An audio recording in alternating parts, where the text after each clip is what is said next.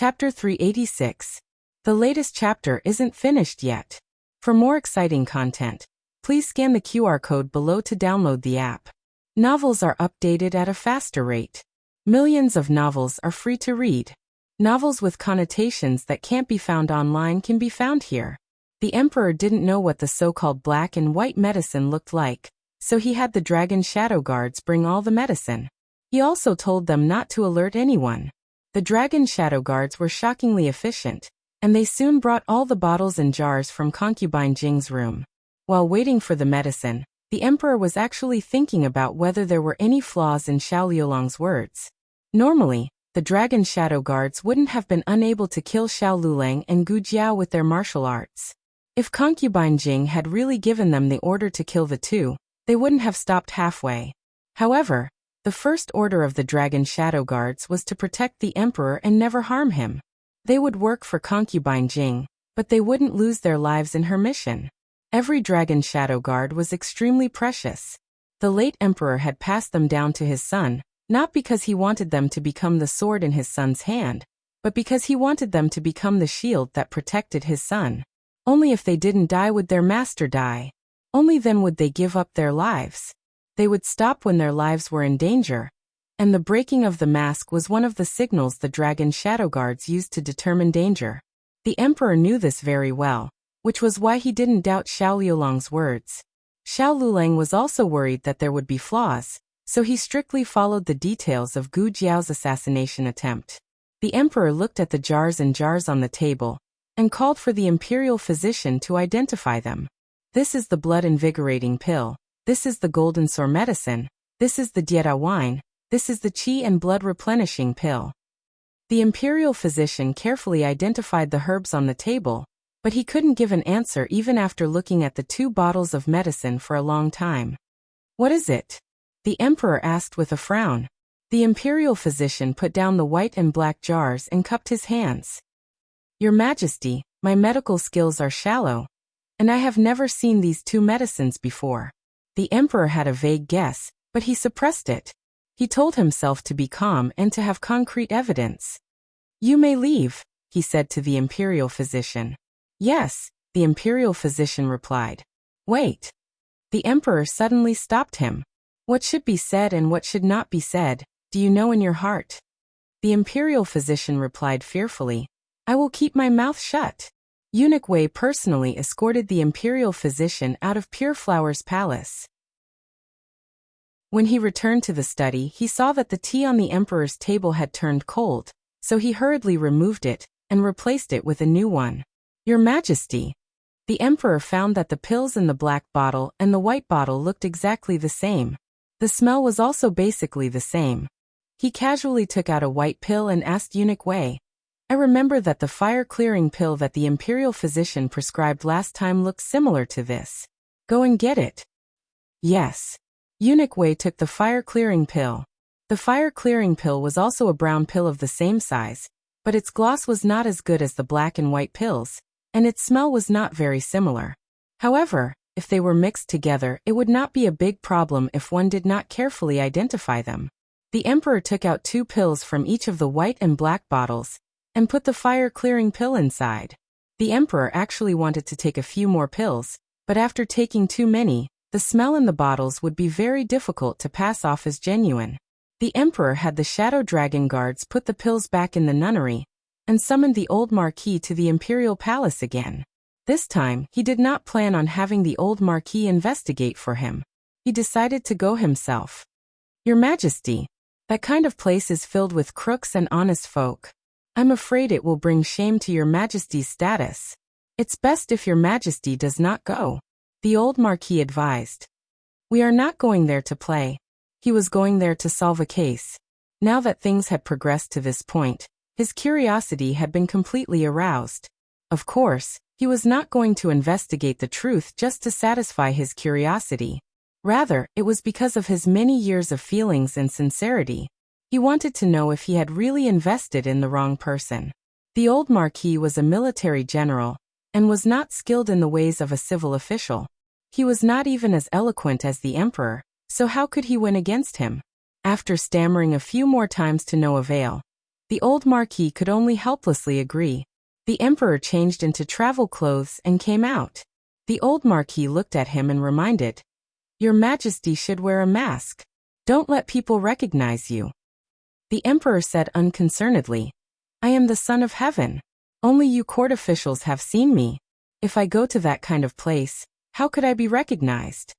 The old marquis thought to himself, that might not be the case. In the end, the emperor put on his travel bamboo hat. There was a veil on the outside of the bamboo hat that could also hide his appearance. What he did not expect was that the emperor would be recognized as soon as he entered the underground martial arts field. It was none other than Prince Ning, who had once gone to Jiangnan with the emperor. At that time, the emperor had been wearing this bamboo hat. Prince Ning was not at the level where he could not recognize his own father. He gently closed the window, leaving only a small gap. Puzzled, he asked, "What's the situation? Why did father come to this kind of place?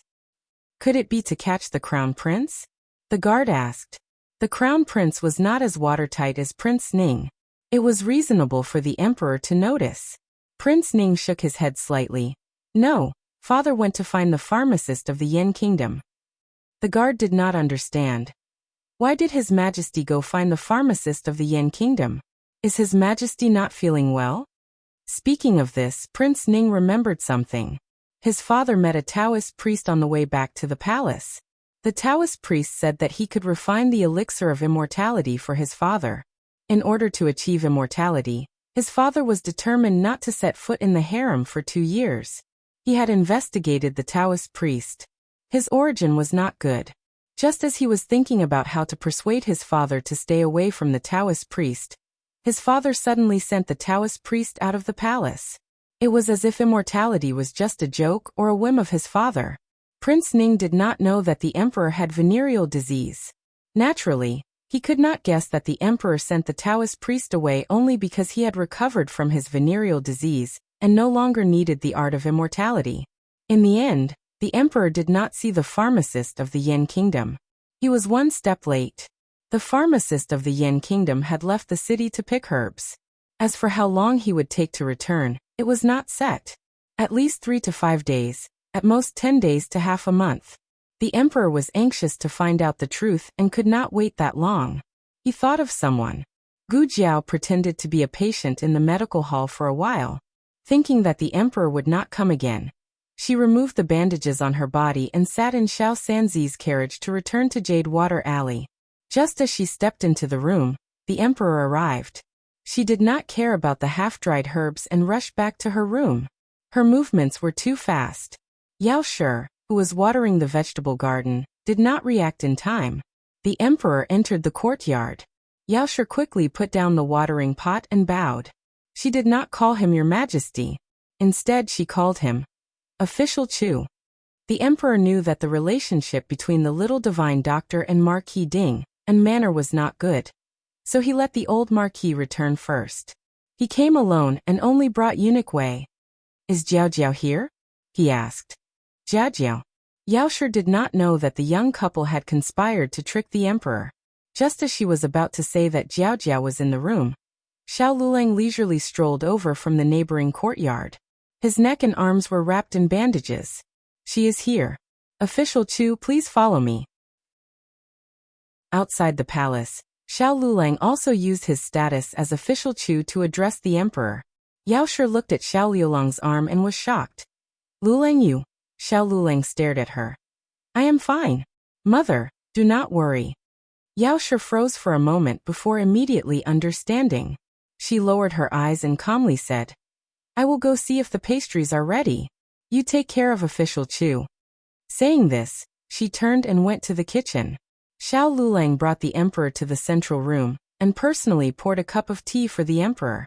This place was far from the door. Xiao Lulang lowered his voice and changed his words. "Did Your Majesty come to visit Jiao Jiao?" The emperor asked. "We just went to the medical hall. The shopkeeper said that she had returned. Is she better?" Xiao Liulang's expression did not change as he said. She was awake for a while, but she did not hold on for long. After she returned home, she fell asleep again. The emperor frowned. Xiao Lulang then said, Did your majesty come here to visit Jiao Jiao? The emperor sighed. I came to visit her. I also have something I want to ask her. Xiao Lulang looked at the emperor. I don't know. What is it? The emperor frowned and said, there is a type of medicine that the imperial doctors cannot recognize. We want to see her. Since she is still unconscious, we will come back another day. Xiao Lulang said, she is awake. Emperor. Since Xiao Lulang said that Gu Jiao was awake, then Gu Jiao really slowly woke up. She lay on the bed and covered her mouth. Her face was full of pain and hurt. Xiao Lulang entered the room to take a look at her. It was fortunate that he saw her. Otherwise, with her awkward acting skills, she would be exposed at any moment. Your Majesty. Xiao Lulang walked out and coughed lightly. He said to the emperor, she is a little weak. Why don't this subject go in and ask her? The emperor thought that Gu Jiao's injured body was wrapped in bandages, and it was really inconvenient for her to see people. So he asked Eunuch Wei to take out 2 medicine bottles that he carried with him and handed them to Xiao Lulang. Go and ask Jiao Jiao what medicine is in these bottles. After a pause, he asked Eunuch Wei, which is the medicine in the white bottle, and which is the medicine in the black bottle? This. Eunuch Wei looked embarrassed.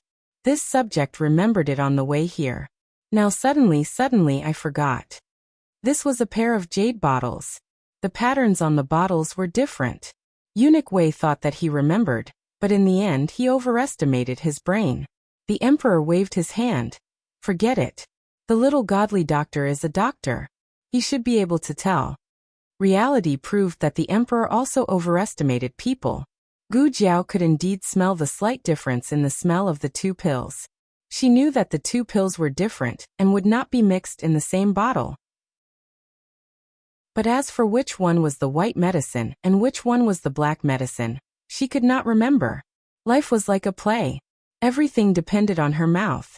Xiao Lulang sat in the east room for a while and took out the 2 bottles of medicine. He pointed at the 2 bottles and said, Your Majesty, these 2 pills are not ordinary drugs. The bottle on the left is the white medicine and the bottle on the right is the black medicine. They are a long-lost knockout drug. Originally, it came from the Tang sect. It is said that the recipe was stolen and gradually spread among the 6 nations. But because the ingredients are extremely rare, and the steps are very complicated, only the pharmacists of the Yan Kingdom can make it. Gu Chao had indeed inquired about these 2 drugs from a pharmacist of the Yan Kingdom. The emperor's expression darkened. He felt that he was close to the truth. Then, what kind of knockout drug is it? Xiao Lulang said. Jiao Jiao said that it is a drug that can confuse people's minds. The white medicine makes people have a good impression of it, and the black medicine makes people feel disgusted. The emperor. Is it the person who drugged it? Xiao Lulang. It is not necessarily the person who drugged it. It is the person who saw it when the drug took effect. The emperor. How long after the drug takes effect? Xiao Lulang. Very soon. This wasn't completely consistent with what Gu Chao had inquired about, but it wasn't conflicting either.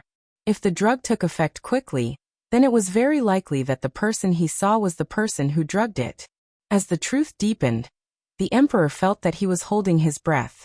It took a lot of effort for him to break through the blockage in his throat. What is it like when the drug takes effect? This varies from person to person. Some people don't even have a reaction. This was Xiao Liulang's own speculation. Back then, Madame Nan hadn't told Gu Jiao in such detail. But Xiao Lulang felt that if the emperor had a strong reaction after taking the drug, he would have noticed it himself. After taking this kind of knockout drug, the most it would do was make people sleepy, but it wouldn't get any stronger. The emperor clenched his fingers and closed his eyes. How long can the drug last? If it didn't last long, then his kindness to concubine Jing and his hatred of Empress Dowager Zhuang might have nothing to do with them. Xiao Lulang shattered his hopes with one sentence. If there is a catalyst, it can last for many years. The emperor was startled. Catalyst? Xiao Lulang said. It's a kind of powder with a floral scent. It can be made into calming incense or dried flowers and put into a brocade pouch. Calming incense. He had been using the calming incense that concubine Jing had given him all these years. Go bring the calming incense that concubine Jing sent over to me. Your Majesty, the calming incense is useless. This servant has gotten rid of it, Eunuch Wei said awkwardly. His eyes lit up as he thought of something. A while ago, Granny Kai gave this servant a money pouch. The smell was a bit similar to calming incense. Actually, it wasn't. But people had the habit of associating things, so the more he thought about it, the more he believed it. Madame Nan had broken that pouch before, and Gu Jiao had sewn it back up for Eunuch Wei. The dried flowers inside hadn't been touched. He took the money pouch off. Xiao Lulang already knew what was going on with the money pouch, but he still took it into the eastern room and went through the motions. When he came out, he told the truth. Your Majesty, it contains the catalyst. Forgive me for asking, but why does Your Majesty have these things? Could it be that Your Majesty? The Emperor interrupted him. There are some things that you don't need to ask. Yes, Your Majesty. Xiao Lulang cupped his hands. The truth had been traced to this point. No matter how stupid the Emperor was, he would understand what was going on. His heart received an unprecedented blow. He even felt that his faith had collapsed overnight. He stood up with the help of a chair, but his legs shook and he fell back down. Your Majesty. Eunuch Wei was shocked. I'm fine. The Emperor waved his hand in panic, stopping Eunuch Wei from helping him up. He used all his strength to stand up shakily. His hands were shaking violently, and he looked like a withered leaf shivering in the cold wind. It was a miserable sight. Eunuch Wei's eyes were red. Your Majesty. The Emperor walked forward step by step. You don't need to help me, I can walk. I'm fine. As soon as he finished speaking, he spat out a mouthful of blood. His eyes turned black, and he fell to the ground unconscious. When the Emperor woke up, he found himself lying in his Greytant's room. It was a familiar environment with simple furnishings, but his state of mind was no longer the same as before. Your Majesty, you're awake? It was the old Chancellor's voice. The Emperor suddenly became much older. He turned to look at the old Chancellor who was guarding by the bed, and said weakly, Huasian. Yes, Your Majesty. The old Chancellor took a step forward. Eunuch Wei is boiling medicine in the kitchen. How do you feel, Your Majesty? Do you feel uncomfortable anywhere? I'll call Jiao Jiao over. The Emperor moved his gaze away weakly and looked at the monotonous canopy. No need to call her, I'm fine. The old Chancellor sighed. Your Majesty, if you have any troubles, you can tell me. Your Majesty, I'll try my best to share your worries and solve your problems. The old Chancellor had learned everything from Xiao Lulang just now. On one hand, he felt that Xiao Lulang was too bold for daring to do such a thing. On the other hand, he was quite proud that his son was quite promising. His plan was meticulous, his deployment was comprehensive, and he was bold but careful. The main thing was that his heart was black enough. He was indeed his disciple, but at the same time, he also felt sorry for the Emperor. After being schemed by his mother for so many years, the Emperor must be in pain in his heart. The truth was cruel, but if he didn't do so, he wouldn't be able to save Zhuang Jin's. Therefore, it was better for the Emperor to suffer a few stabs in his heart. The old Chancellor decisively gave up the relationship between the monarch and his minister, and changed the topic to Zhuang Jin's. Your Majesty, are you going to rest in Bishui Alley or go back to the palace? There will be Empress Dowager tomorrow morning, so you don't have to worry so much. When Empress Dowager Zhuang was mentioned, the Emperor was absent-minded for a moment. Huasian. The old Chancellor cupped his hands and said, I'm here. The Emperor looked at the beam that was shrouded in the shadows and laughed at himself. He said, Do you think she hates me?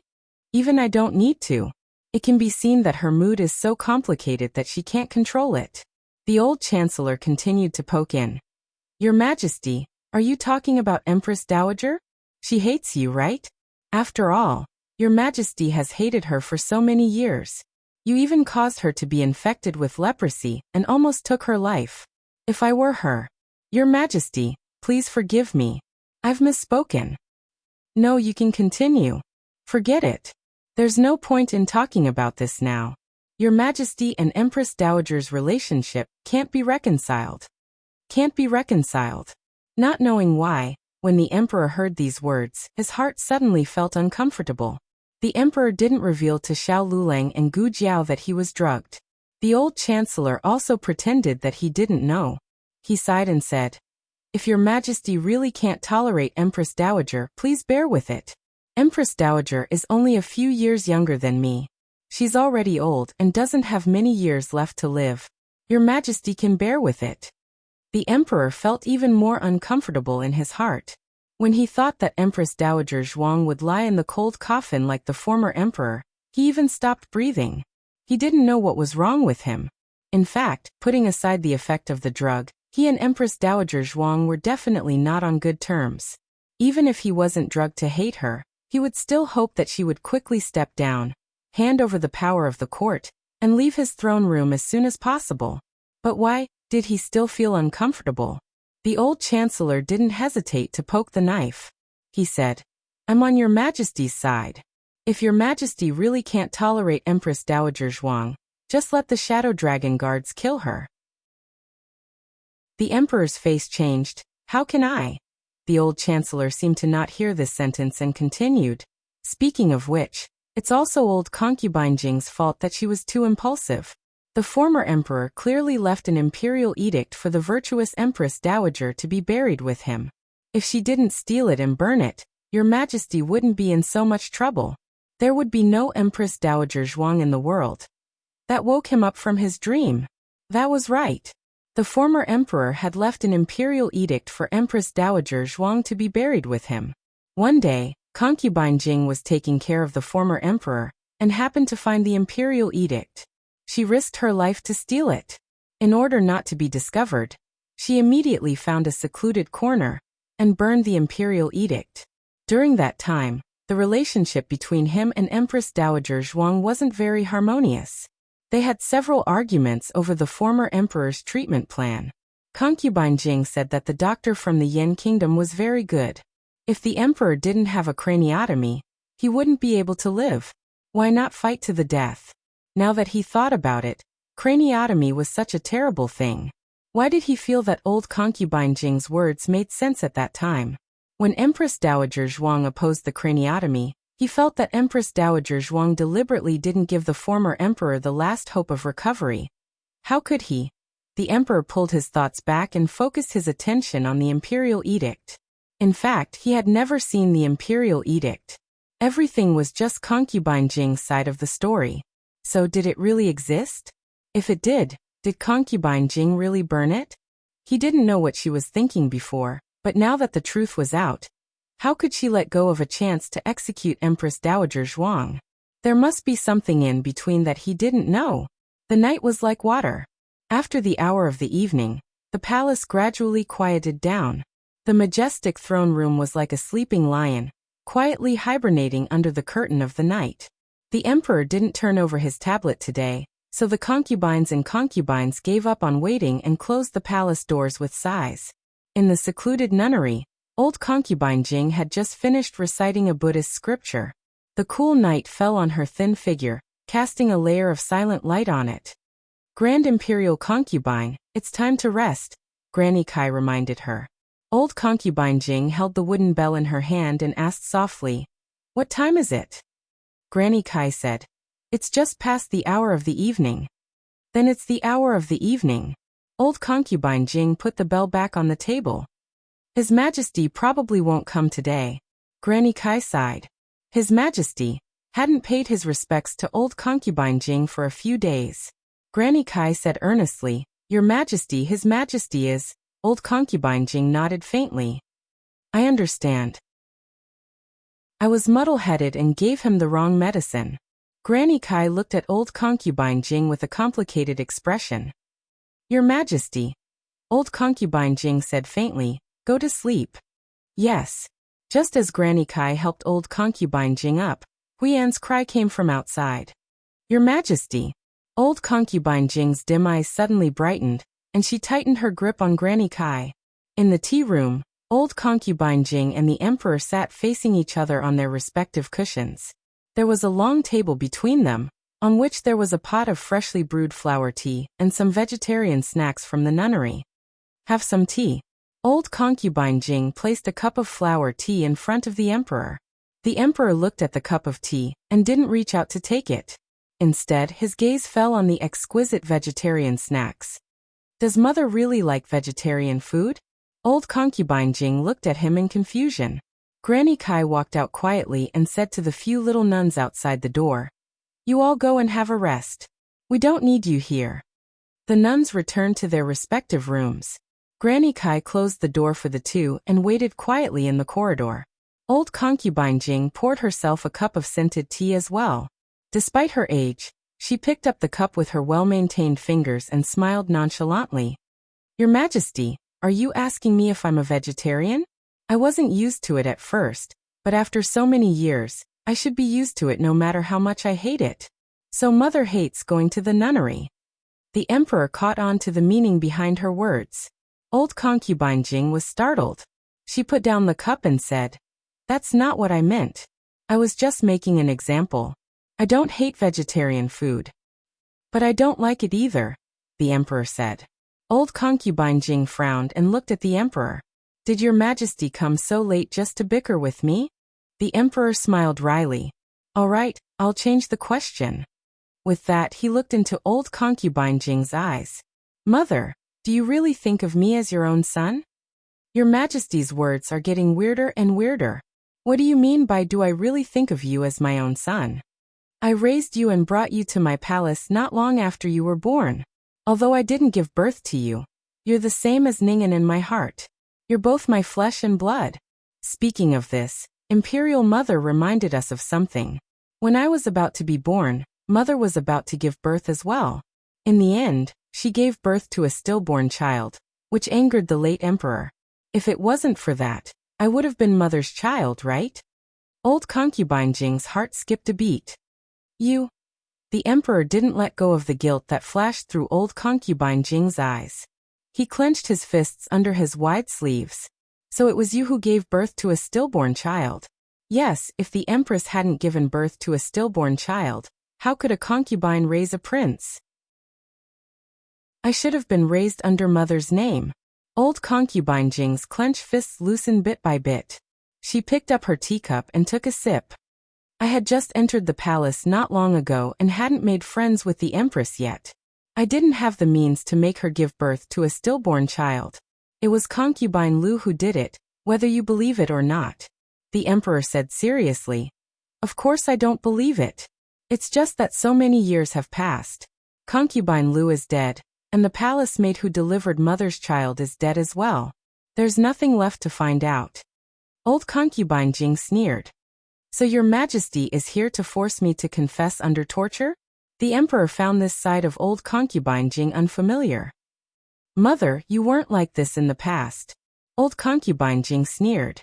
"My son didn't abandon me in the past. Of course I didn't have to be like this. So it's my fault." The emperor's Adam's apple moved with difficulty. "Mother, don't you know better than anyone why I'm like this?" Before old concubine Jing could ask why she knew, the emperor took out 2 medicine bottles and poured out the pills on the table. Old concubine Jing's expression changed as she held her breath. The emperor wasn't here to confront old concubine Jing, so there was no need for him to get a definite confession from her. He was only here to tell her that he knew. He knew everything. The feelings they had built up over the years weren't fake. Even with the effects of the black medicine, he was still heartbroken at this moment. "Mother, there's no need to explain. Don't explain. I won't believe a word you say in the future. I won't come to the nunnery again. Mother, you're on your own now." The emperor endured the pain in his throat as he stood up and walked out. He had just opened the door when he suddenly paused and turned back with a choked voice. "The Dragon Shadow Guard. I don't think Mother needs it anymore. I'll take it back from today onwards." Old concubine Jing clenched her fists tightly and trembled all over. Her eyes were watery, but she couldn't say a single word. "Your Majesty." Granny Kai knelt down and begged. The emperor left without looking back. Old concubine Jing's blood and chi roiled as she flew into a rage out of humiliation. She raised her hand and swept all the desserts and tea set onto the floor. "Your Highness." Granny Kai rushed into the room with a pale face. Old concubine Jing stood up. and stepped on a broken piece of porcelain. Blood flowed down the teacup and onto the floor. Granny Kai hurriedly said, "Your Highness, you're injured. Quickly lift your leg and let this servant take a look." Old concubine Jing ignored Granny Kai and the pain in her foot. She stepped on the piece of porcelain that had sunk deep into her foot and ran back to her room in a sorry state. She opened the mechanism, found the secret compartment under the bed, and took out the box from the secret compartment. The black and white medicine had been stored separately from the imperial edict. She still had one last trump card. If she were to die, she would drag Zhuangjin's down with her. If she couldn't live well, Zhuangjin's wouldn't be able to live either. "Mother, are you looking for this?" A voice suddenly came from the door. Old concubine Jing opened the box and looked at the empty box before turning to look at the imperial edict in the emperor's hand. The emperor's heart was in pain, but his eyes were cold and despairing. He looked at old concubine Jing, who was in such a sorry state, with reddened eyes. Then he turned and left with the imperial edict. "Don't!" Old concubine Jing threw herself at the emperor. But before she could take a step, she was blocked by the dragon shadow guards who descended from the sky. Digression. Merry Christmas, sweetheart. The latest chapter of this book isn't finished yet. For more exciting content, please scan the QR code below to download the app. Novels are updated at a faster rate. Millions of novels are free to read. Novels with content that can't be found online are all available here. https://www.zhbqg.com/89642_8964286/110964486. HTML Genius memorized this website's address in 1 second. www.zhbqg.com Biku Pavilion's mobile reading website. Chapter 387. The latest chapter isn't finished yet. For more exciting content, please scan the QR code below to download the app. Novels are updated at a faster rate. Millions of novels are free to read. Novels with content that can't be found online are all available here. Even if concubine Jing suddenly became a martial arts expert, the emperor wouldn't be surprised at all. A person's heart died in an instant. Or perhaps his heart had been slowly dying a long time ago, but he refused to believe it. He was waiting for the so-called evidence, waiting for them to return to the past. Reality proved that the past was nothing more than a bubble. With the dragon shadow guards present, no matter how powerful an expert was, they wouldn't be able to charge over. Concubine Jing's shouts and roars came from behind him. Her voice sounded a bit hoarse, but there were also soft sobs and loud sobs. The emperor didn't turn around even once. The heavens didn't seem to be cooperating with his current mood, and didn't give him a sudden storm. The night was frighteningly quiet. He returned to Pureflower's palace. It was already late at night. Apart from the eunuchs on night duty, everyone else had returned to their servants' rooms to rest. Eunuch Wei walked in front of the emperor with a lantern. He probably understood that the emperor wasn't in a good mood, so he didn't dare say anything along the way. But now that the emperor was about to sleep, he mustered up his courage and asked, "This servant will go prepare some water?" The emperor said with a numb expression, "We will go to the study to read some memorials." He couldn't sleep. Yes. Eunuch Wei didn't try to persuade him. After sending the emperor to the study, he left and instructed the eunuch to go to the imperial kitchen and make some porridge and snacks. The emperor had been sitting in the study a bit too often recently. Eunuch Wei looked at the dark face that looked like it had been struck by lightning, and didn't even dare to serve tea. Eunuch Wei sighed as he stood guard at the door. What's going on? How did concubine Jing get torn to shreds in just one day? He felt like something was wrong, but he couldn't put his finger on it. His Majesty is so pitiful. His Majesty is so pitiful. His Majesty, what His Majesty? He was a eunuch, yet he pitied the emperor. Was he too bored to do anything? Eunuch Wei held onto his horsetail whisk and quietly stood guard outside the door. The emperor was still immersed in the shock brought by the series of truths. Whether it was the nature of old concubine Jing, the previous emperor's imperial edict, or the empress dowager's grievances, he was unable to calm down for a long time. What he should be most upset about was the disillusionment between him and Grand Concubine Jing, but for some reason, it didn't seem as bad as he had imagined. He was angry that he had been fooled, and he was angry that he had been schemed against.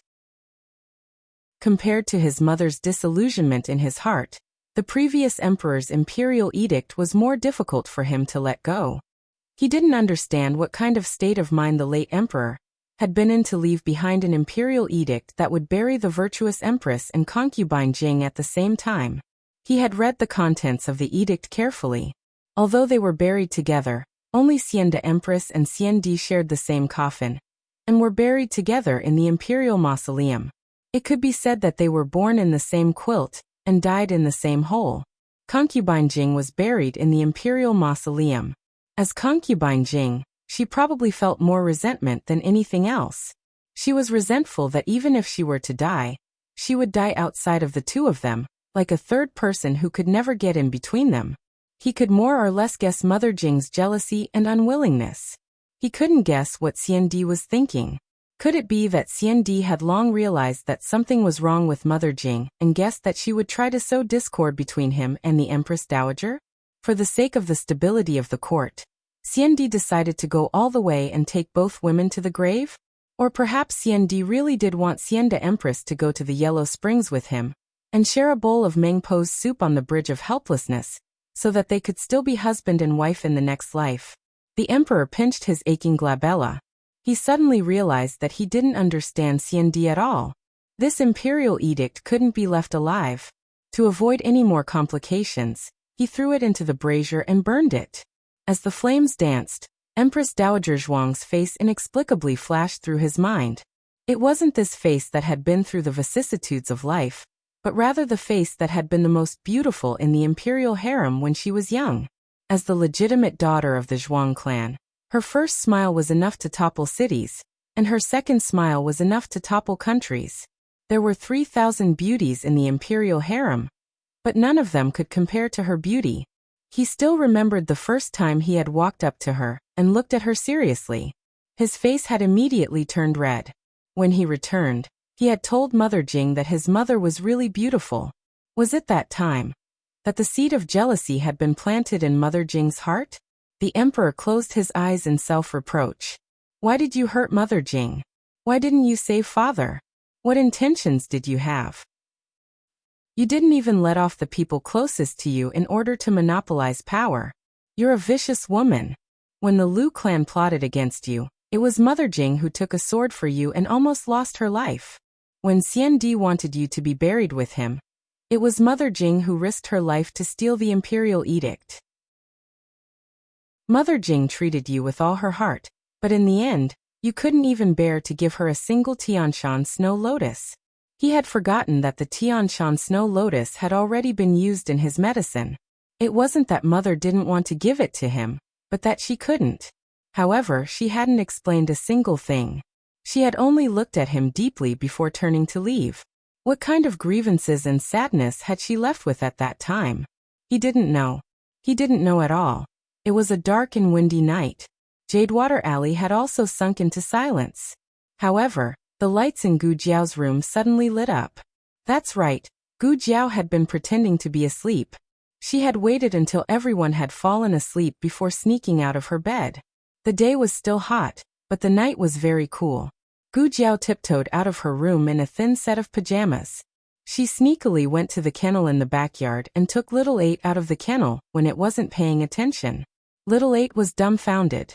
Gu Jiao walked back with Little Eight in her arms. She thought that she had hidden herself well, but little did she know that she was blocked by Xiao Lulang as soon as she arrived at the central room. Gu Jiao blinked. It's so late. You're still awake? Xiao Lulang was also wearing pajamas. She asked again. You woke up in the middle of the night? Xiao Lulang. Thank you. My kidneys are fine. Xiao Lulang looked at Little Eight in her arms and asked. Why are you hugging a dog in the middle of the night instead of sleeping? Just for fun? Gu Jiao said. Xiao Lulang, haha. Xiao Lulang stared at Gu Jiao without blinking. He had the ability to not get angry and not get to the bottom of things, but also make people unable to keep secrets. Gu Jiao knew that if she didn't explain clearly, He wouldn't go back to sleep obediently. That was strange. Had he been pretending to be asleep all this time? Waiting to catch her in the middle of the night? Fine. Gu Jiao finally decided to confess. Who asked him to be her husband? She couldn't bear to beat him until he fainted. I want to test the medicine, Gu Jiao said. Xiao Lulang didn't look too surprised. You guessed it. Gu Jiao blinked and asked him. Xiao Lulang said calmly, I saw you secretly changing the medicine from His Majesty. He really didn't know where she learned this skill from. She was too fast. If he hadn't been paying attention, he wouldn't have noticed. Gu Jiao pursed her lips. No wonder you stopped me in the middle of the night. You want to use little 8 to test the medicine? Xiao Lulang looked at the puppy in her arms and asked. Gu Jiao shook her head. No, I want to test it myself. I want to know the effects of the black and white medicine, and why it can confuse people's minds. Xiao Liulang's mouth twitched. So you brought little 8 here? He asked. Yes. Gu Jiao nodded. I don't know which one is the black medicine and which one is the white medicine. It doesn't matter if it's little 8. It was fine if she got close to little 8, but if she really hated it, little 8 was Gu Yan's puppy. For Gu Yan's sake, she wouldn't do anything to little 8. Xiao Lulang imagined the scene of her hugging little 8 and kissing him left and right. He immediately felt unwell. No, he flatly refused. Gu Jiao thought for a moment. Then, little 9? Falcon wasn't bad either. I'll test the medicine. Xiao Lulang looked at her and said, No, you're not a doctor. Gu Jiao firmly refused to let him test the medicine himself. She had received medical training in the organization. He didn't have any experience in this area, so he might not be able to handle it physically and mentally. Both of them were stubborn. They treated each other with respect, but when it came to conflict, neither of them would give in. For example, Gu Jiao forced him to go through rehabilitation, and Xiao Lulang forced her to practice calligraphy. In the end, Xiao Lulang took a step back. Fine, you test the medicine. But I have a condition. Half an hour later, the two of them sat in the east room under the dim light of the oil lamp. Gu Jiao had 2 identical pills in front of her. Because she didn't know which one was the black medicine and which one was the white medicine, she could only try her luck. Think carefully. If I take the black medicine, I'll hate you. Gu Jiao threatened. Okay. Xiao Lulang nodded and gently held her hand under the table. Gu Jiao randomly picked one and put it in her mouth. This medicine didn't have much taste. Instead, it had a licorice fragrance. Xiao Lulang stared at her without blinking. He didn't want to miss the slightest change in her eyes. It would be a lie to say that he wasn't nervous. And he meant if she really took the black medicine, then he would take the white medicine. Gu Jiao's body was probably stronger than an emperor's. It took a full 15 minutes for the medicine to take effect. She didn't know what kind of medicine she took, but she was very sleepy. Before she fell asleep, she looked at the handsome face so close to her and suddenly held his hand. She held his hand tightly, as if she was going to lose him. Xiao Liulang's throat moved with difficulty. Then, Gu Jiao fell asleep on the table. She had a long dream. In the dream, she saw all the places she wanted to go and all the things she liked. The person she saw before she fell asleep was also in her dream. She entered the dream in a sober state. This was a skill she had learned from training in the organization in her previous life. She had been injected with countless types of hallucinogens and had been required to stay awake. Of course, she wasn't able to resist such a strong drug from the beginning. But every time her body and mind were destroyed, she would learn a bit more. She understood what this drug was. It was indeed a knockout drug. It had components of the devil's snare. The effect was similar to the hallucinogens she had been injected with in her previous life. Some hallucinogens made people feel good, while others made people experience torment and fear. The face she saw when the knockout drug took effect would constantly flash in her dream. People who hadn't undergone special training wouldn't remember their dream after they woke up, but the feelings in the dream would remain in their subconscious. If she saw the face in the dream again, it would evoke the feelings in her subconscious. Gu Jiao could completely remove this feeling, but normal people couldn't. That was why the drug took effect. Gu Jiao seriously suspected that these 2 drugs weren't called black medicine and white medicine. They should have more specific names, but it wasn't convenient for Shenyang to say. When Gu Jiao woke up, she was leaning in Xiao Liulang's arms. She wasn't sure if she had leaned in herself or if Xiao Lulang had carried her there. Oh, it was quite comfortable. You're awake? Xiao Lulang said in a hoarse voice. His back was already drenched in cold sweat. Don't be fooled by his calm appearance. Who knew what kind of torment he had experienced in his heart just now? I took black medicine. Gu Jiao said coldly.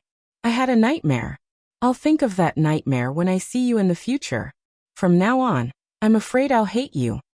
Oh, Xiao Lulang said calmly. Then take your hand out of my shirt first. A certain someone's hand froze in the middle of touching his chest. This drug was effective on normal people, but it had no effect on a top-secret agent like Gu Jiao, who could drink hallucinogens like water. However, it didn't seem to need any additional effects. Chest kill, waist kill, stomach kill, leg kill, and face kill. Gu Jiao felt that her husband's 5 kills were more powerful than any drug. Xiao Lulang could actually tell that this girl had taken white medicine, but it didn't seem to have any effect on her. Although it was strange, he understood that all drugs differed from person to person. Although he was looking forward to seeing the effects of the white medicine, he couldn't be too greedy. She was already very lucky that she hadn't taken the wrong black medicine. Speaking of which, her luck had always been good. Xiao Lulang couldn't help but smile. Gu Jiao had already sat up straight and was tugging at her little ears. He suddenly leaned towards her, his tall figure enveloping her with his aura. Gu Jiao stared at him in a daze. She saw his slender fingers gently pinch her chin and kissed the corner of her lips lightly. It was very quick and light, but it imprinted an incomparably hot breath. Gu Jiao touched the corner of her lips that had been kissed by him. Why did you kiss me? A reward. His eyes were deep as he sat back in his chair. I didn't choose the wrong medicine. Very good. Oh.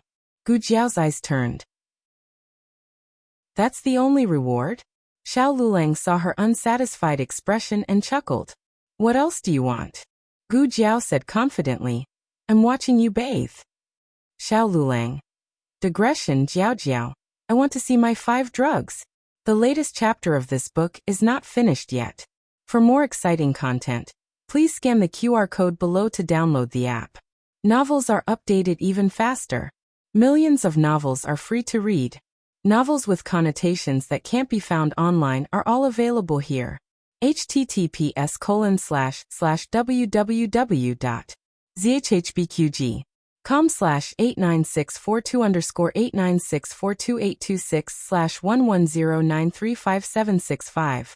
HTML Genius remembered this website's address in 1 second.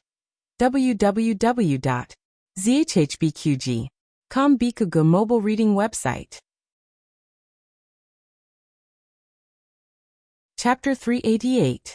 The newest chapter of this book is not finished yet. For more exciting content, please scan the QR code below to download the app. Novels are updated even faster. Millions of novels are free to read. Novels with content that cannot be found online are all available here. On the other side, the emperor spent an incomparably conflicted night. Eunuch Wei did not dare to rush him. Only when it was close to morning court did Eunuch Wei muster the courage to walk into the study and say in a small voice, Your Majesty, it's time for morning court. The emperor's voice was deep as he responded. Eunuch Wei did not dare to guess what kind of struggle he had experienced that night. He only looked straight ahead and followed behind the emperor. He helped the emperor wash and change his clothes into the dragon robe. Because he had not slept the entire night, 2 large dark circles hung on the emperor's face. Even from so far away, the officials in the front row still noticed it. The Minister of Revenue held the ceremonial tablet and glanced at Grand Tutor Zhuang beside him. He lowered his voice and said, What's wrong with your Majesty? Grand Tutor Zhuang said in a low voice, Perhaps he's tired from state affairs. Is it because of the border? The Minister of Revenue asked. Prince Ning and Tang Ming went to suppress bandits and found that the Chun border was about to make trouble. On the surface, the Chun king wanted to confer a new empress to attract the attention of the other countries, but who could say for sure that the Chun would not secretly send troops to Zhao? Without waiting for Grand Tutor Zhuang to reply, the Minister of Revenue clicked his tongue and said, The Chen hostage is still in Zhao. They can't wait to send troops. Do they not care about the Chen hostage's life? Grand Tutor Zhuang thought. When Marquis Xianping led troops to attack Qin, wasn't Prince An also a hostage in Qin? Thinking about it this way, did the Emperor and Marquis Xianping not care about Prince An's life? However, Marquis Xianping fought that battle too beautifully. Not only did he send people ahead of time to protect Prince An so that he did not fall into Chen's hands and become a hostage on the battlefield, but he also directly attacked the enemy and almost overturned the Chen palace. He wondered if the Chen nation had such an intelligent and courageous general. There was nothing special about today's morning court, except that one of Grand Tutor Zhuang's imperial censors impeached a trusted official of the emperor. The reason was that the official went to a brothel and disgraced his official position. To be honest, the crime of visiting a brothel was very difficult to bring down. Only the imperial censors, who disliked everything, would do this. Everyone thought that the emperor would not accept it. Who knew that with a wave of his hand, the emperor ordered the minister of the Supreme Court to deal with this person. The ministers were all stunned. This works too? Your Majesty. The Minister of Works stepped forward. Even an outsider like him couldn't stand it. How could someone be impeached for visiting a brothel? If that was the case, how many times should Marquis Xianping have been stripped of his black hat? This person was disrespectful to the Empress Dowager, and dared to criticize the Empress Dowager in front of me. Such a rebellious official should be punished severely. We have already made up our mind, so there is no need for further discussion. After the emperor finished speaking, he turned his head and glanced at Empress Dowager Zhuang behind the curtain. His eyes were a little excited, as if he was saying, "Praise me, praise me." Empress Dowager Zhuang ignored him. After the court, the emperor caught up with Empress Dowager Zhuang's phoenix carriage. Empress Dowager Zhuang had the spirit of sacrificing 5 candied plums. She patiently got out of the phoenix sedan and looked at him with a pleasant expression. "What does the emperor want from me?" The emperor said, "I have something to say to mother alone."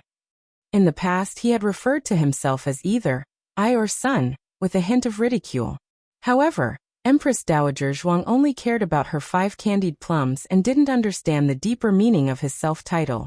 Empress Dowager Zhuang dismissed the servants, and the emperor also dismissed Eunuch Wei and the others. Only the mother and son were left on the long path. The emperor had struggled all night before deciding to tell Empress Dowager Zhuang everything.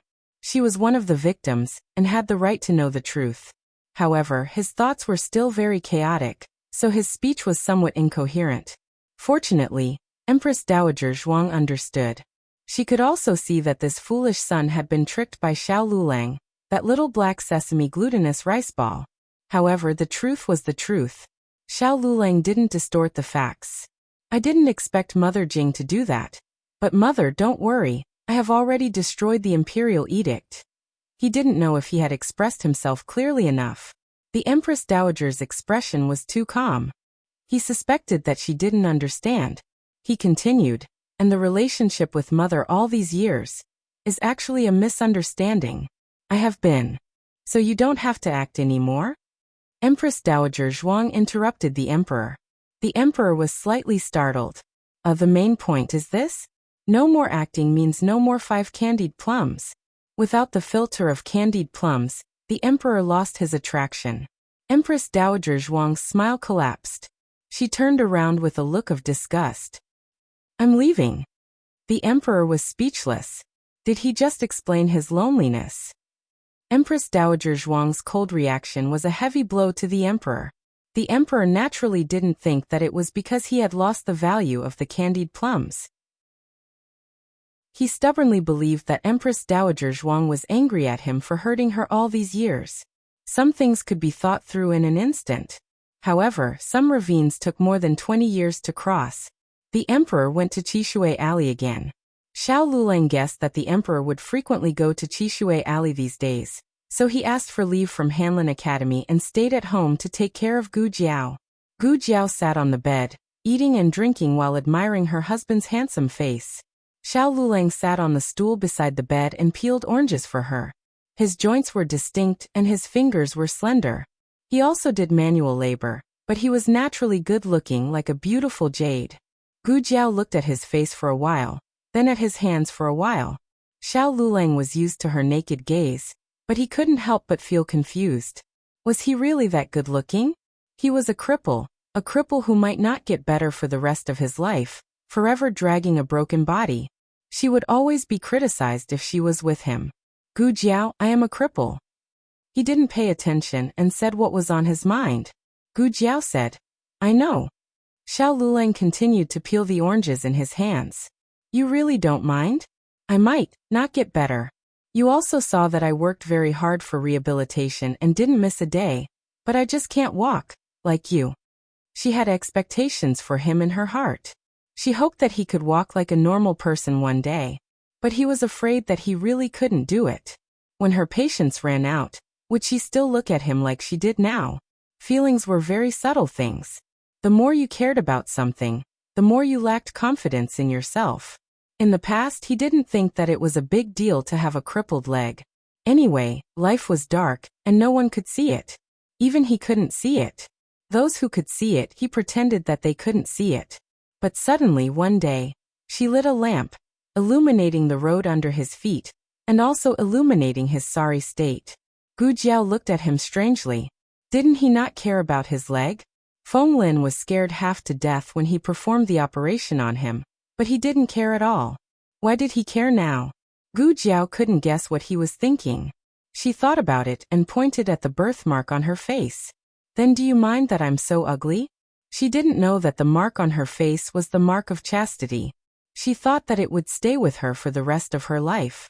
Xiao Lulang opened his mouth. Idiot. Why would he mind? Moreover, this mark would disappear. When you become so perfect, will you still think that a crippled body like mine is worthy of you?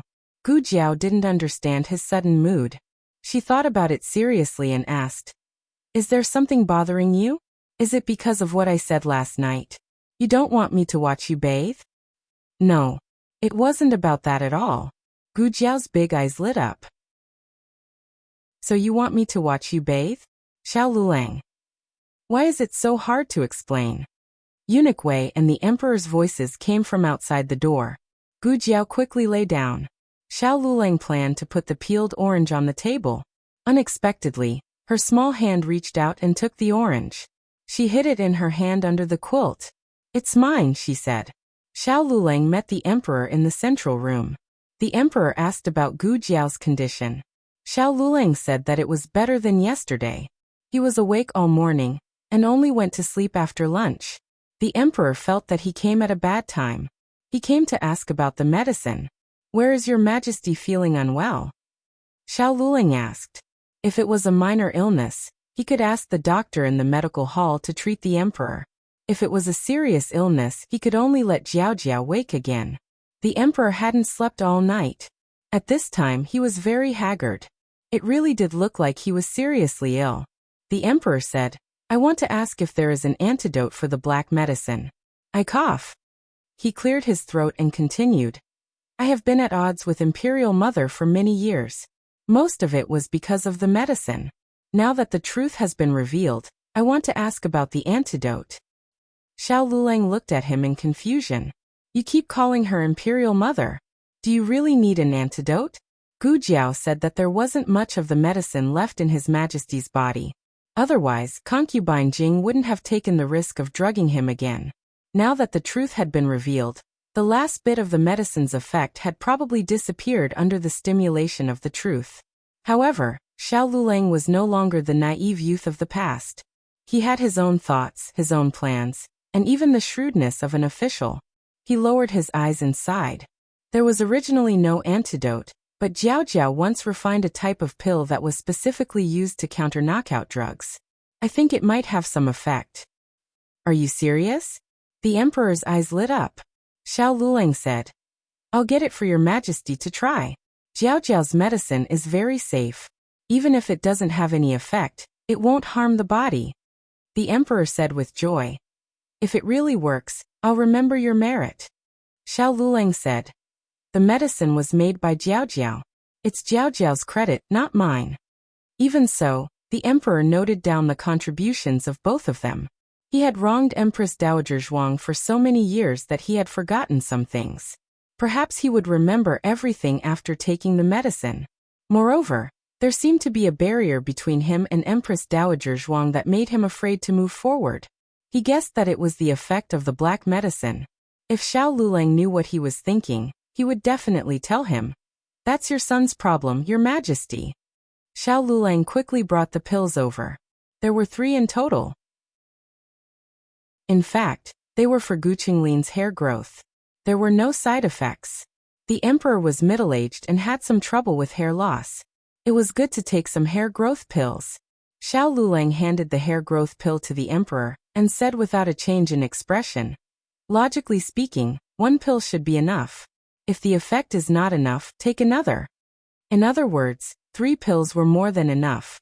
"Will it really work?" the emperor asked. "Your Majesty, you have to believe in Jiao Jiao's medical skills," Xiao Lulang said. "That's true." The emperor paused and thought of something. He asked, "What will happen if I eat too much? Will the effect be doubled or the opposite?"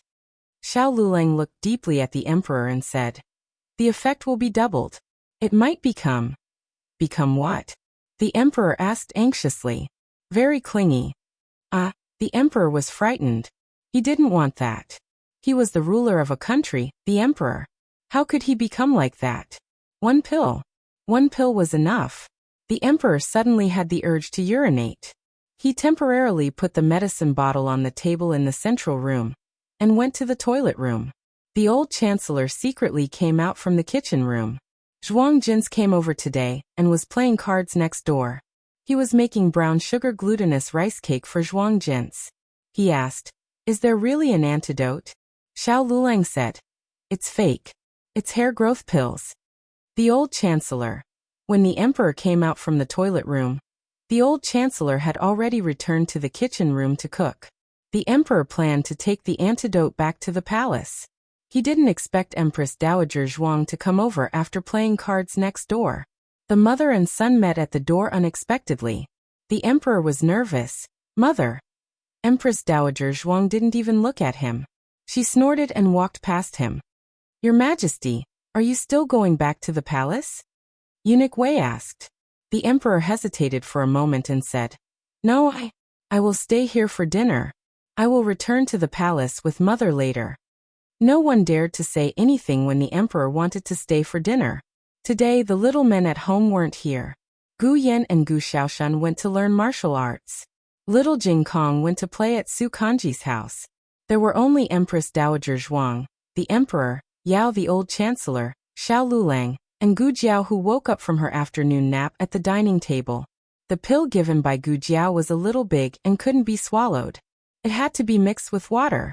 Before dinner, the emperor gave the medicine bottle to Eunuch Wei.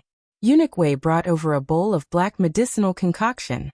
The emperor endured the unpleasant smell, gritted his teeth, and drank it all in one go. The emperor said with disdain, "Why is it so bitter? How many pills did you put in?" Eunuch Wei wondered, "Aren't there only 3 pills in total?" The emperor's face changed. You put all of them?" Eunuch Wei was even more shocked. "You asked me to put all of them." The emperor had no impression of it at all. Eunuch Wei didn't lie. He did ask and the emperor did say yes. However, the emperor was thinking about Empress Dowager Zhuang at that time, and didn't hear what Eunuch Wei said. Thinking of what Xiao Lulang had said about the extremely sticky effects of the drug, the emperor felt unwell. "Your Majesty, what's wrong with you?" Eunuch Wei asked worriedly. The emperor took a deep breath. "Nothing, I am the emperor. I won't do such a shameful thing. I can bear it. I am very rational." After dinner, Empress Dowager Zhuang should return to the palace. She got up and walked out. The emperor covered his heart. Was the effect of the medicine? Why did he suddenly want to chase after her? "Your Majesty?" His heart was beating so fast. "Your Majesty?" Empress Dowager Zhuang got on the carriage with the help of Eunuch Qin. No, he couldn't chase after her. The effect of the medicine was too strong. Who knew what she would say later? The emperor held back. Eunuch Qin put down the curtain for Empress Dowager Zhuang, took away the footrest, and sat on the outer seat. The wheels of the carriage moved slowly. The emperor's heart tightened and he suddenly reached out to the carriage. "Mother!" Don't you want your Xiao Hong Hong? Everyone in the room spat out a mouthful of tea. Then should they tell His Majesty that the medicine was fake?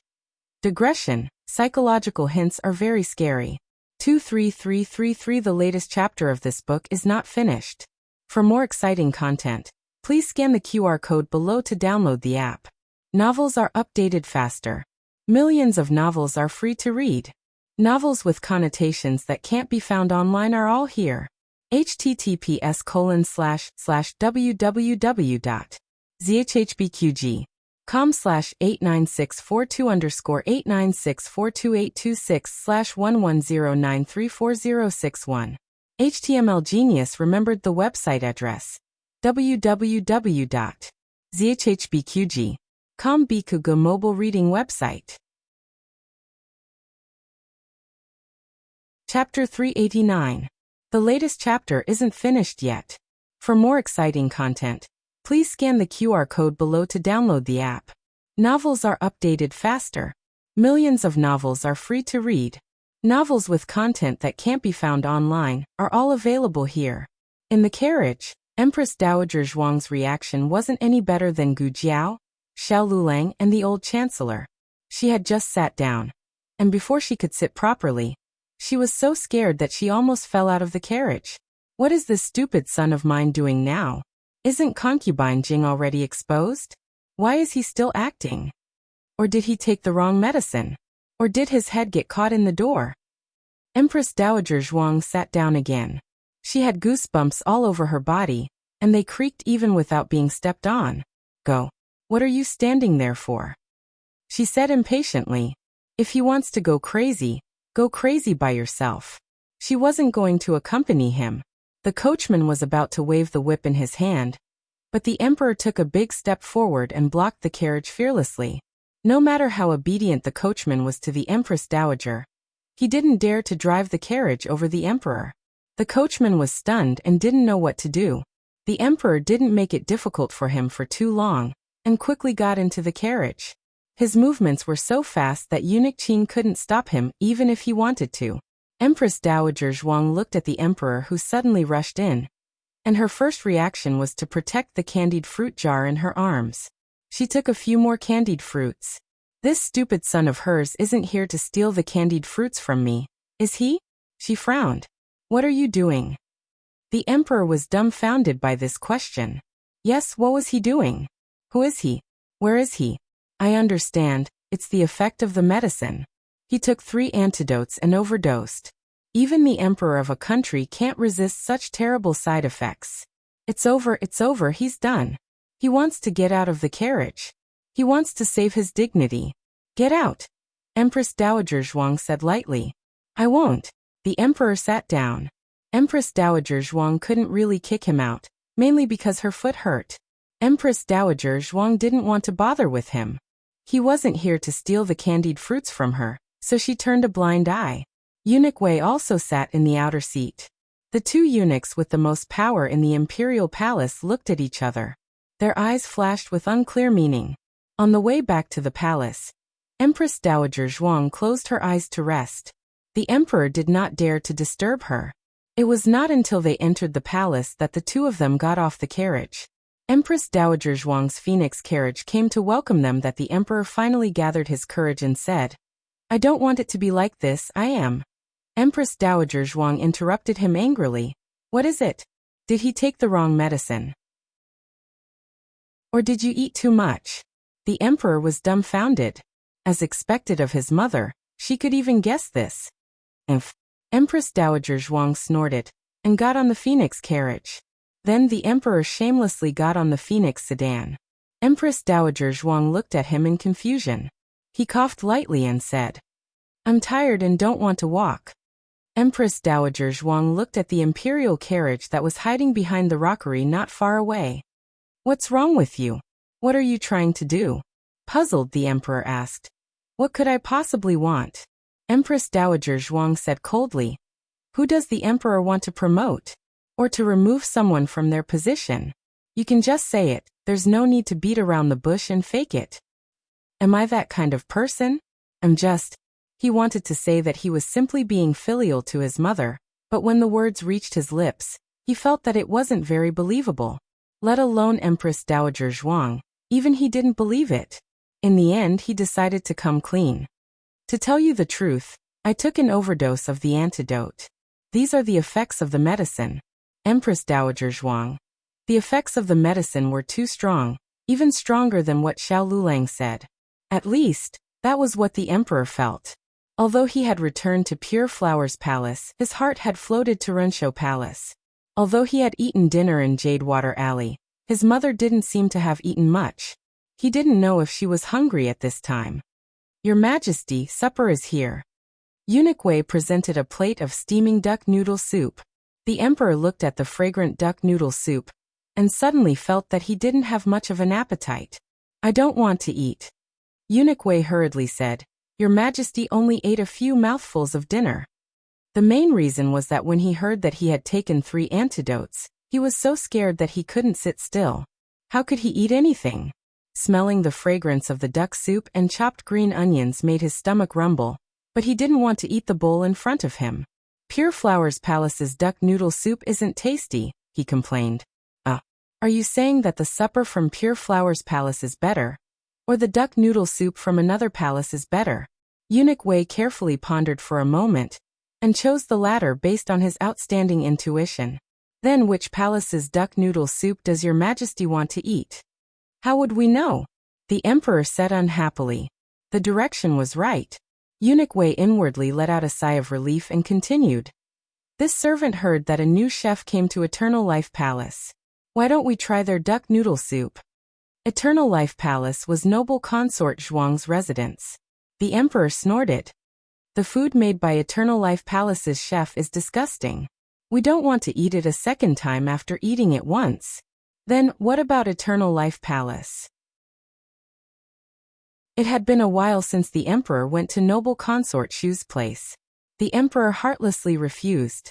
Eternal Life Palace's food is too bland. Eunuch Wei said, What about Earthly Tranquility Palace? Why don't we take a look at His Highness the 7th Prince? The emperor said indifferently, Little Qi has been too naughty these days. We don't have the energy to deal with him. Eunuch Wei then mentioned a few more imperial concubines that could be considered favored. There was the 3rd imperial prince's mother, noble consort Yu, as well as a few young mistresses who had recently gained some face. They were all rejected by the emperor. Eunuch Wei was able to serve the emperor for so long, so he was quite perceptive. The emperor didn't go here or there. It was clear that he had no interest in the imperial harem. Eunuch Wei's eyes flashed and he said, This servant heard the little divine doctor say that the dishes made by Renshou Palace's chef are not bad. Their duck noodle soup is also excellent. As expected, the emperor straightened his back. The little divine doctor really said that? Of course not. How could the little divine doctor talk to him about this? However, there was a truth that the emperor wanted to know. Eunuch Wei smiled and said, Yes, the little divine doctor said that. This servant won't remember wrongly. The emperor cleared his throat and said with a helpless expression, Since that's the case, then let's go to Imperial Mother's palace.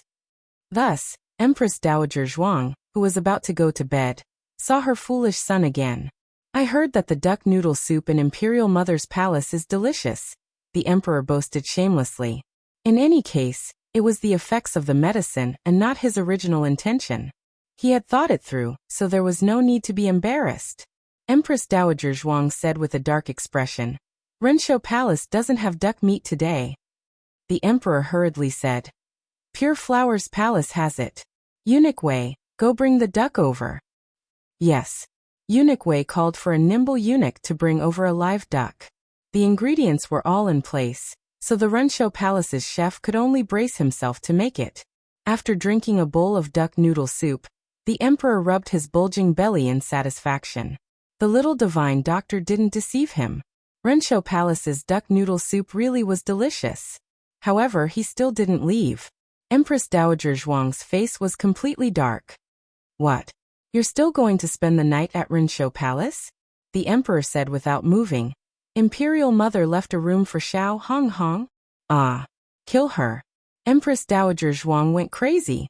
She decisively kicked her out of Renshou Palace. The emperor staggered over the threshold and almost fell. He steadied himself and turned to Empress Dowager Zhuang. That bang!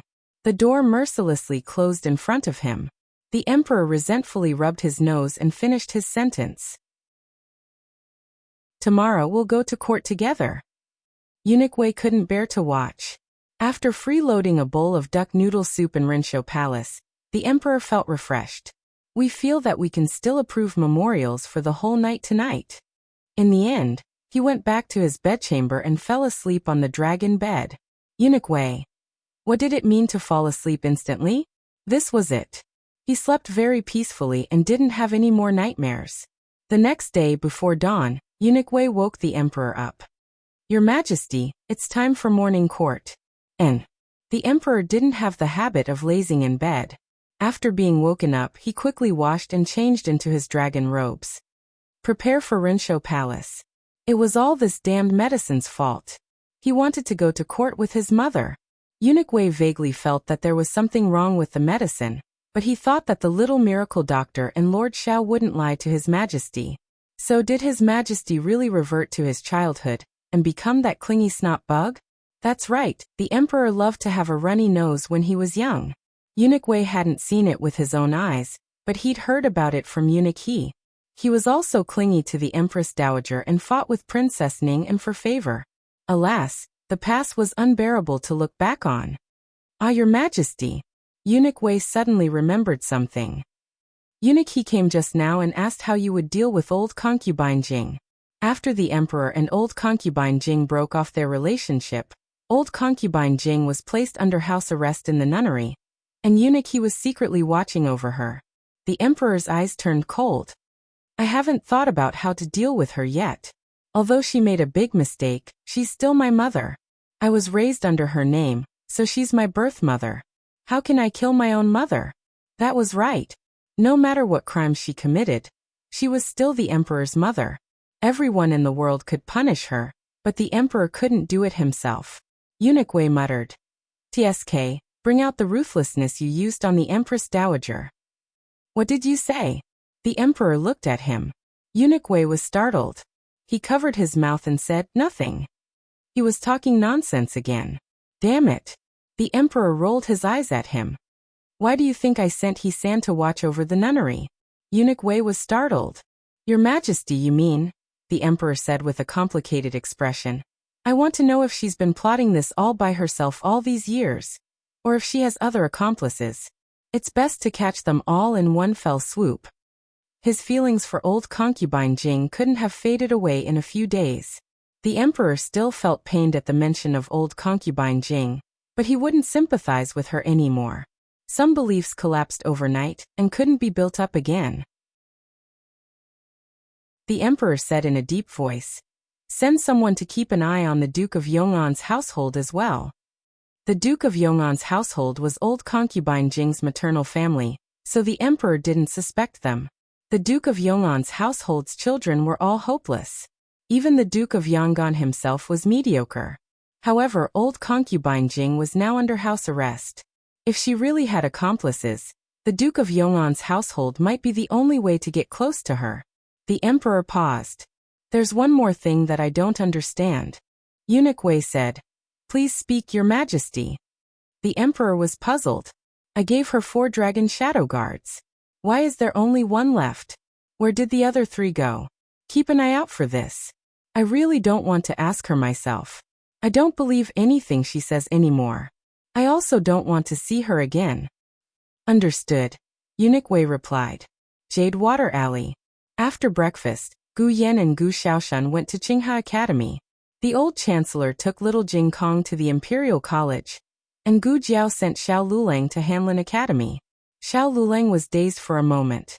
It was as if he had returned to the days when she sent him to Tianxiang Academy. He still remembered that there was a time when there was no more space on the ox cart. She walked for more than 10 miles just to prevent anyone from bullying him or kicking him off the cart. We're here, Gu Jiao said to Xiao Lulang. Xiao Lulang's gaze fell on her cheeks, which were slightly red from walking. Her forehead was covered in sweat. Xiao Lulang raised his hand to wipe it away for her. Gu Jiao opened her arms and gently leaned into his embrace, hugging his waist that didn't have a trace of excess fat. His body stiffened slightly. Don't you want to hug me? She reached out her hands. Xiao Lulang opened his mouth. I want to wipe your sweat for you. Yes. He admitted it when he was about to say it. He didn't understand why he was so useless. Gu Jiao straightened up in his arms and looked at him with a pair of clear and bright eyes.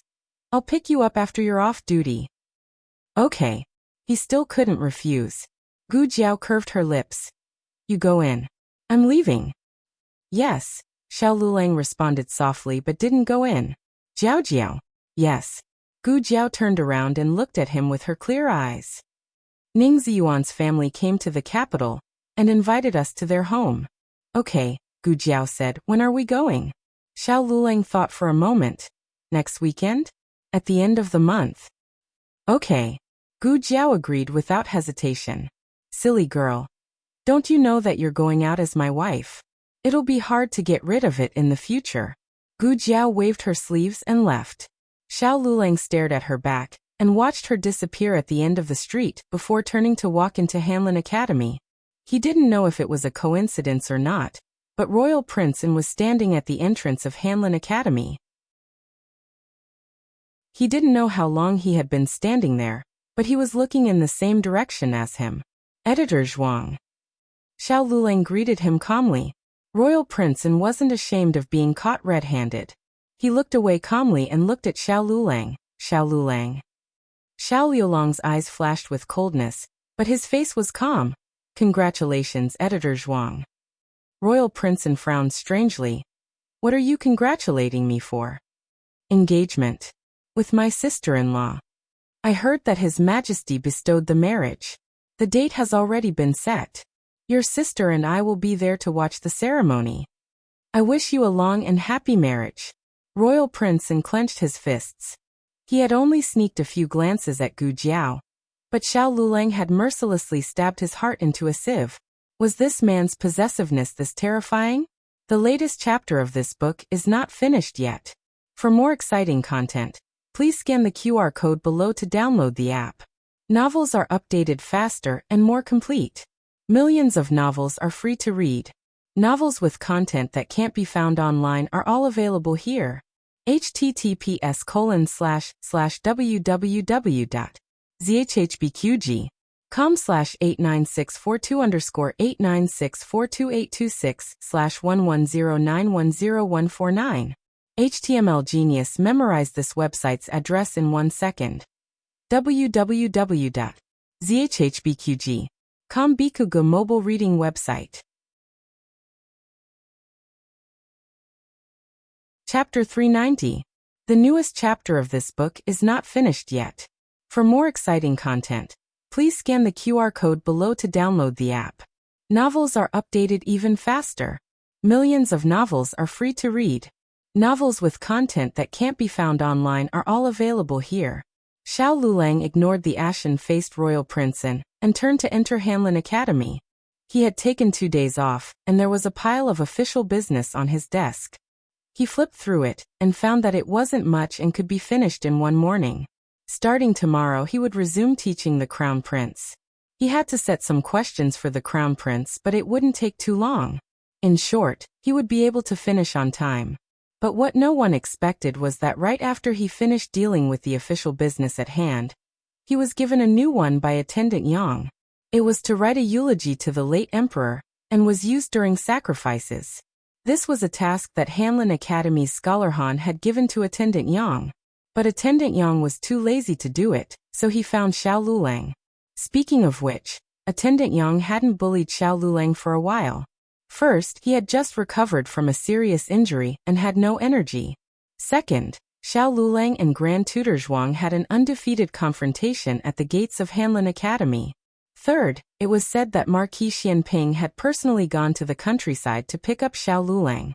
With all of the above added together, most people no longer dared to provoke Xiao Lulang. However, there were some people who were stubborn and forgot the pain after the scar healed. Attendant Yang happened to be one of them. He shouted, "What are you standing there for? Go quickly. Have you never written or seen it before? If you don't know, go flip through your own books. There are eulogies from previous years in the library." Xiao Liulong's eyes coldly glanced at Attendant Yang. Just this seemingly casual gaze made Attendant Yang's heart skip a beat. Was it an illusion? Why did it feel like he was being stared at by a poisonous snake? When Attendant Yang looked at Xiao Lulang again, Xiao Lulang had already returned to his usual cold and indifferent expression. Xiao Lulang understood that if he didn't write this eulogy to the late emperor 20 or 30 times, Attendant Yang wouldn't be satisfied. He wouldn't even look at it, and would make him rewrite it again and again. If it was in the past, he would not have cared. A person like him, a person who should have died in the fire, what was there to talk about? But now, if he wasn't doing well, someone would be worried. Xiao Lulang turned around and returned to his office. Attendant Yang sneered. I knew it. You brat, you're just lucky. You're just a cripple from the countryside. Do you really think that those nobles would take a fancy to you? Perhaps it was because of the gaze that Xiao Lulang gave him earlier that made him feel uncomfortable.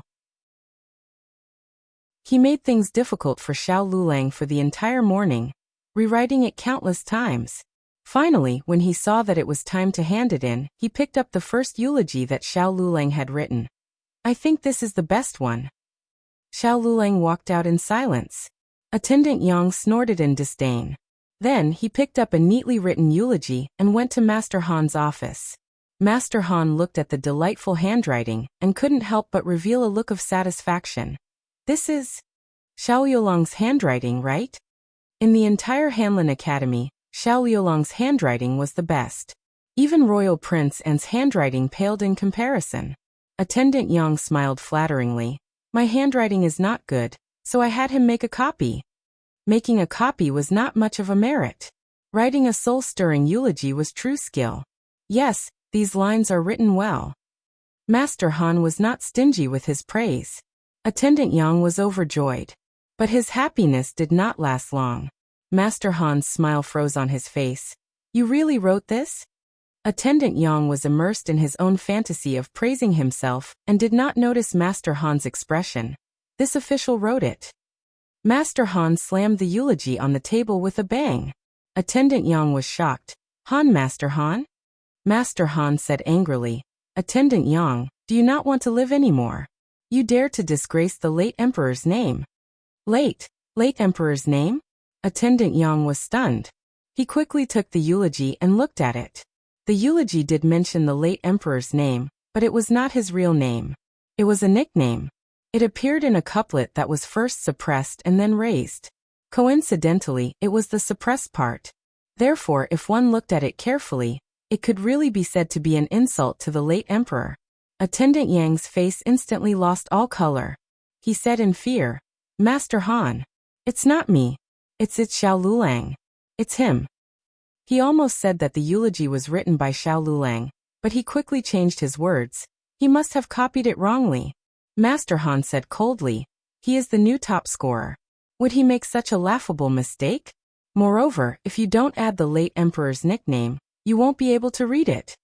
Yes, this sentence was clearly written so well. It was flawless and smooth. If it wasn't for the late emperor's nickname, it would have been a perfect couplet. No, it was all thanks to the late emperor's nickname. That was also not right. Xiao Lulang was so daring. He actually used the late emperor's nickname to write a couplet. He must have done it on purpose. Good on you, Xiao Lulang. Attendant Yang was so angry that his lungs were about to explode. At this critical juncture, he couldn't care less about the fact that he was a ghostwriter. He cupped his hands and said, Dr. Han, to be honest, this eulogy was written by Xiao Lulang. He wrote a lot of it. It's all on my desk. If you don't believe me, I'll go get it now. After he finished speaking, he put down the eulogy and left. However, what made him despair was that the eulogy that was originally on his desk had all disappeared. He panicked. What's going on? Where are the eulogies written by Xiao Lulang? Where are the dozens of thick eulogies? Where did they go? Where did they go? Where did they go? At this moment, Scholar Han's servant walked over. Attendant Yang. Master Han wants you to go to his side and confront Xiao Lulang. Xiao Lulang. Xiao Lulang. Attendant Yang gritted his teeth and went to Master Han's office. As soon as he entered the office, he pounced on Xiao Lulang. Did you do it? Did you do it? Putting aside whether Xiao Lulang was guilty or not for the time being, Assistant Lecturer Yang's appearance of a mad dog biting randomly was indeed beneath the grace of an Hanlin official. Scholar Han knitted his brows. Xiao Yulong's expression was very calm. Although he was the one who was crippled, he stood straight like a pine tree and had an outstanding temperament. Instead, it made Attendant Yang look even more pathetic. Attendant Yang was an old Hanlin official. When he closed the school, he took the law exam, and his results were quite good. Otherwise, he wouldn't have been able to stay in the Hanlin Academy. He was very clear in his heart how serious a crime it was to blaspheme the late emperor's name. He looked at Scholar Han in horror. Master Han, believe me, it's him who did this. It's him. He harmed me. Xiao Lulang calmly said. Attendant Yang, how come this official doesn't understand what you're saying? I have no grievances with Attendant Yang. Why would I harm Attendant Yang? Because. Attendant Yang almost said that it was because he was unhappy that he made things difficult for him. He gritted his teeth. This time, it's my fault that I didn't explain it clearly to you. I originally thought that since it was your first time writing a eulogy, I didn't know if it was to Master Han's liking. If it wasn't, then I would take the blame for you. If Master Han really likes it, then I would tell him that you wrote it. This could be considered as explaining to Scholar Han why he said that Xiao Lulang had copied it. Unfortunately, this wasn't the main point. Lord Han was only concerned about who wrote this eulogy. Xiao Lulang already knew the ins and outs of the matter. He said, I don't know the late emperor's nickname. Scholar Han suddenly understood. That's right, the late emperor's nickname wasn't the name of the country. How could the world know it? The reason why Attendant Yang knew it was because the history of the Zhao country would be examined when the school closed, including the Imperial Book of History. But Xiao Lulang had only been in the Hanlin Academy for a few months and hadn't learned this yet. He was a scholar from a poor family from the countryside, not a relative of the imperial family. It was impossible for him to know the late emperor's nickname without learning the Imperial Book of History. As a result, Xiao Yulong's suspicions were completely eliminated. Scholar Han didn't think that Attendant Yang had intentionally offended the late emperor. The biggest possibility was that he didn't remember it himself and accidentally used the late emperor's nickname. This matter. Scholar Han looked at Xiao Lulang. Xiao Lulang faintly cupped his hands. Please handle it impartially, Master Han. Scholar Han closed his eyes. He wasn't an easy person to talk to. To be honest, this was Attendant Yang's first offense. As long as the three of them didn't say anything, Scholar Han could have just given them a small punishment and let this matter pass. But Xiao Lulang clearly didn't want to help Attendant Yang. If this matter were to spread, he would inevitably be accused of not being strict enough and handling matters unfairly. Scholar Han sighed. I understand. You can leave now. Attendant Yang couldn't keep his official position. Scholar Han wrote a memorial to the cabinet. Officials of this rank were usually dismissed or appointed by the cabinet. In the afternoon, Attendant Yang was demoted by 2 ranks and became a 7th rank editor in the Hanlin Academy. Xiao Yulong's official position was editor, 6th rank. After the end of the day, Xiao Lulang was talking to Ning Ziyuan about visiting his home during the next break when Yang Zhou aggressively rushed over. Ning Ziyuan saw that the situation wasn't good and stopped him. What are you doing? Although Ning Ziyuan was a civil official, he wasn't small and had grown up with hardships. He was much stronger than these officials in the capital. Yang Zhou couldn't push him away. It's okay. Let him come over, Xiao Lulang said calmly. Are you sure? Ning Ziyuan turned around and saw that Xiao Lulang didn't seem to be putting on a brave front. So he let go of Yang Zhou's hand. Yang Zhou came in front of Xiao Lulang. He originally wanted to punch Xiao Lulang in the face, but when he actually faced Xiao Lulang, he suddenly realized that this little brat was much bigger than him. Xiao Yulong's eyes were very cold. It reminded him of the feeling of being stared at by a poisonous snake. He clenched his fists and suppressed the fear in his heart. He looked at Xiao Lulang angrily. You're so despicable. Xiao Lulang faintly twitched the corner of his lips. You flatter me. You. Shameless. It wasn't easy for Yang Zhou to climb to his current official position. He had endured many years in the Hanlin Academy. He wasn't like Commandery Prince In and Du Ruhan, who had a family background and wealth.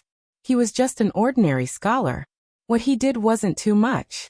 In the past, when he came to the Hanlin Academy, he was also given a hard time. Why couldn't he do the same thing to Xiao Lulang when his senior could do the same thing to him? Yang Zhou was so angry that he couldn't speak coherently. Why did you do this? Xiao Liulang's eyes were calm. I don't like you.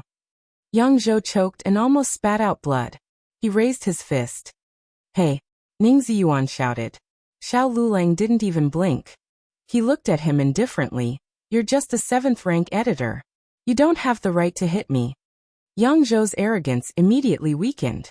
Xiao Lulang rolled up his wide sleeves. He was holding the flowers he picked for her in his hand. He didn't want to spoil them. Next time, remember to salute me.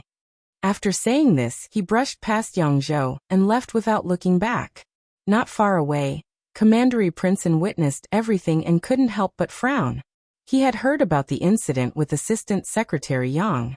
Putting the incident aside, wasn't Xiao Liulang's attitude towards Yang Zhou a bit too arrogant? It wasn't the kind of domineering arrogance, but a kind of condescending contempt and indifference. It was as if there was a sense of nobility in his bones. Was this still Xiao Lulang, the submissive Xiao Lulang? Why did it seem like he was a different person? Could it be because he had his grandaunt and Marquis Xianping backing him up? When Xiao Lulang walked out of the Hanlin Academy, the Hanlin Academy was also over. A few scholars invited Xiao Lulang to ask for advice. Xiao Lulang said, I have something to do today. Come find me tomorrow at noon. Although I know I shouldn't, I still want to ask. Is it something urgent? Yes. Xiao Lulang nodded slightly. He looked at the small figure standing at the entrance of the alley. His eyebrows curved as he looked at them. It's urgent, so I'm sorry. Come back tomorrow. Everyone agreed. Are my eyes playing tricks on me? Did Lord Xiao laugh just now? I also seem to have seen it. Official Xiao can be so gentle? Although Xiao Lulang wasn't born with an icy face, he was still very cold and distant. If it weren't for Feng Lin and Lin Qingye taking the lead to ask him for advice, they probably wouldn't have dared to come find him. They were curious and couldn't help but follow Xiao Lulang. They saw Xiao Lulang come to the first alley and talk with a girl. A rare tenderness flashed across his face, and the outline of his face seemed to soften. For you. He handed her a freshly picked begonia of the 4 seasons. Gu Jiao took the begonia flower and sniffed it. She couldn't put it down. It smells so good. Did everything go well today? Xiao Lulang raised his hand and gently tucked her hair behind her ear. Yes, everything went well. I'll be promoted soon. Although it wasn't set in stone yet, the position of attendant was empty. There were many people who were qualified to replace it. But if you like it, I'll fight for it. Really? Gu Jiao's eyes lit up. In her clear and happy eyes, Xiao Liulang's heart couldn't help but slowly melt. Yes, really. Gu Jiao looked up at him, her eyes filled with unwavering certainty and faith. I knew it. My husband is very powerful. The latest chapter of this book isn't finished yet.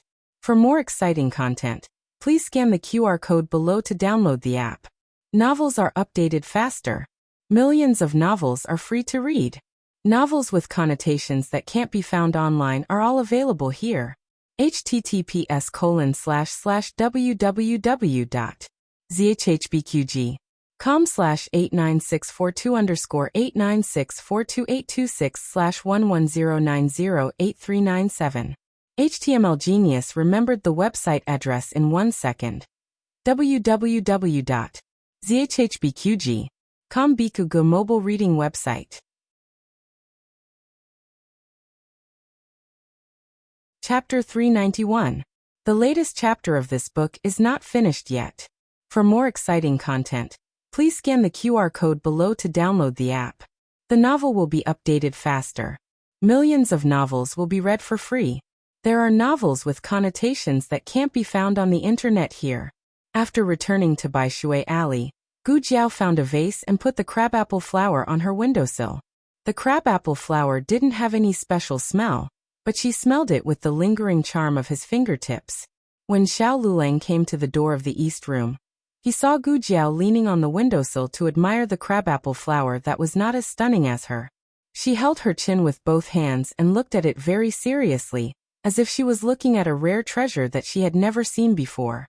It's just a crabapple flower. Why do you like it so much? There was also a crabapple tree at home, but the flowering period had passed. Xiao Liulang's soft heart seemed to be poked again. He knocked on the door with his fingertips and his voice was a little hoarse. I'm going to the son-in-law's house. Gu Jiao turned around. The girl's face was soaked in the warm twilight. She smiled at him slightly. Okay, I'll call you when it's time. Okay. Xiao Lulang answered vaguely and quickly turned around as if there was something chasing behind him. Gu Jiao couldn't stop laughing. She took out a small notebook and wrote seriously. It's the first time my husband sent flowers. After a pause she wrote. You even said hello to her when you went next door. My husband is so clingy. After leaving the courtyard, Xiao Lulang was also embarrassed. The two families were already connected. Going next door was almost the same as going to the study room. Why did he have to tell her when he went to the study room? She didn't even tell him. Xiao Lulang went to the old chancellor's house to help him mark the directorate's exam papers. While the two were working hard, Gu Jiao came over and knocked on the door. Jiao Jiao is here? The old chancellor smiled happily. Son-in-law.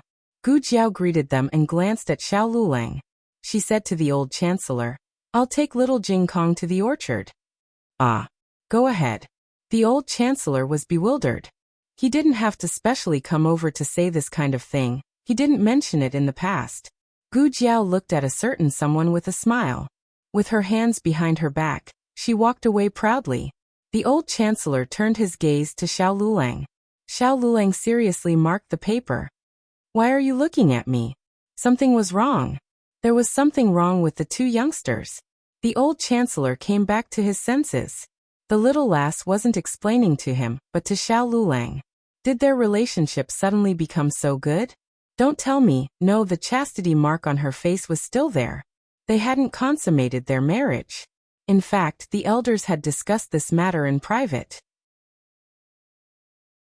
The daughters of rich families usually got married at the age of 16 or 17, and started to get pregnant at the age of 18 or 19. At that time, the risk of childbirth would be greatly reduced. Jiao Jiao was still young. It was better to consummate their marriage later. The old chancellor looked at Xiao Lulang meaningfully. You little brat, Xiao Lulang seriously said. No, I won't. I can bear it. The old chancellor. Oh, a man's mouth is a liar. The next day, after sending Xiao Lulang to the Hanlin Academy, Gu Jiao went to the palace. Gu Jiao went to see her grandaunt. Recently, the military situation at the border was urgent. Empress Dowager Zhuang and the emperor were discussing the war with the military ministers in the side chamber of the Golden Imperial Hall. They hadn't returned to the Renshou Palace yet. Miss Gu, it's sunny today.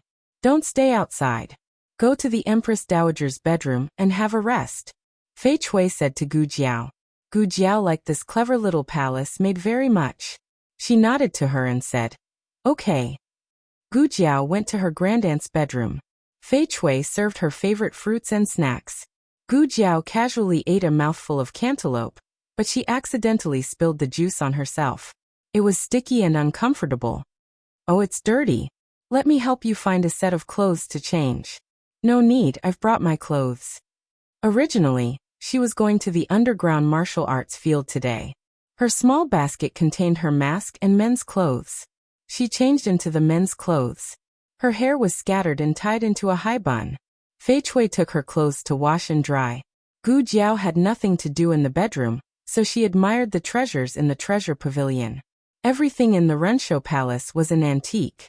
Gu Jiao didn't understand antiques, but it didn't prevent her from appreciating the taste of money. Among the pile of treasures, she was unexpectedly attracted by a square brocade box. It was probably because it was the least antique among all the treasures. Gu Jiao curiously looked at it. She didn't have the habit of looking through other people's things, but she didn't expect that the box would open so easily. The thing in the box quickly attracted her attention. It was a pair of brand new tiger head shoes. It was very delicate and beautiful. At first glance, she could tell that no one had worn it before. But the fabric and pattern didn't seem to be fashionable this year. So strange. Is it for the baby in Yaosher's belly? Miss Gu, the clothes have been dried. They will be dry in the afternoon. Fei Chui walked in and saw Gu Jiao staring at the box in the treasure pavilion. She stopped and opened her mouth as if she wanted to say something. What's wrong? Gu Jiao noticed her strangeness. Nothing. She said this, but her eyes involuntarily drifted to the box in front of Gu Jiao. Finally, under Gu Jiao's puzzled gaze, she admitted defeat and said in a low voice, "We usually pay special attention to this box when we clean the treasure pavilion. Eunuch Qin said that we are not allowed to touch it, let alone look at it. However, the Empress Dowager loves Miss Gu. It shouldn't be a problem for Miss Gu to look at it." There was nothing precious in the box. What was precious was the pair of shoes inside. Gu Jiao asked, "Has the box always been here?" "And it was here when this servant came to Rinshou Palace." Fei Chui thought for a moment and added, "This servant entered Rinshou Palace 3 years ago." 3 years ago, her grandaunt hadn't come to their home yet. She didn't know Yaosher and didn't expect Yaosher to be pregnant with a child. So this pair of shoes was not prepared for the child in Yaosher's belly. The military situation at the border was more urgent than she imagined. Even until noon, her grandaunt still hadn't come back. Gu Jiao decided to come again next time. She went to the underground martial arts field. She went to see if Ning Wang came to see her. She was not in a hurry to agree to his proposal, but it didn't prevent her from cutting his leeks. An incense stick worth 50 taels. He was also a shrewd person. Seeing the possibility of this business, he directly marked the price. "Xiong Batian 50 taels, chat with you for an incense stick worth of time." It rhymed quite well. However, her reputation was not big. Moreover, 50 taels was a sky-high price. If she had this kind of money, wouldn't it be better to go to a brothel and find a courtesan? Therefore, aside from Ning Wang, no one would take the bait. However, Gu Jiao was wrong. The capital was a big fish pond, and there were many fat fish. "A young master sir named Xiao wants to see you." He said. "Did you tell him the price?" Gu Jiao wrote. "Of course I told him." He frowned as if he felt it was not worth it, but he did not say anything. "The money was paid to me," he said, and took out a 50-tael banknote and handed it to Gu Jiao. "Next time, ask him for 60 taels. Gu Jiao put away the banknote and continued to write. 10 taels is yours." She could not let he be the middleman for free. He's eyes shone with a green light. He nodded like he was pounding garlic. Okay. Gu Jiao had already fought 5 matches and had not lost a single one. If she won another 5 matches, she would be promoted to a higher level. Today, she still had 3 matches. One of them was against a swordsman who was even more powerful than the Knife Mountain assassin.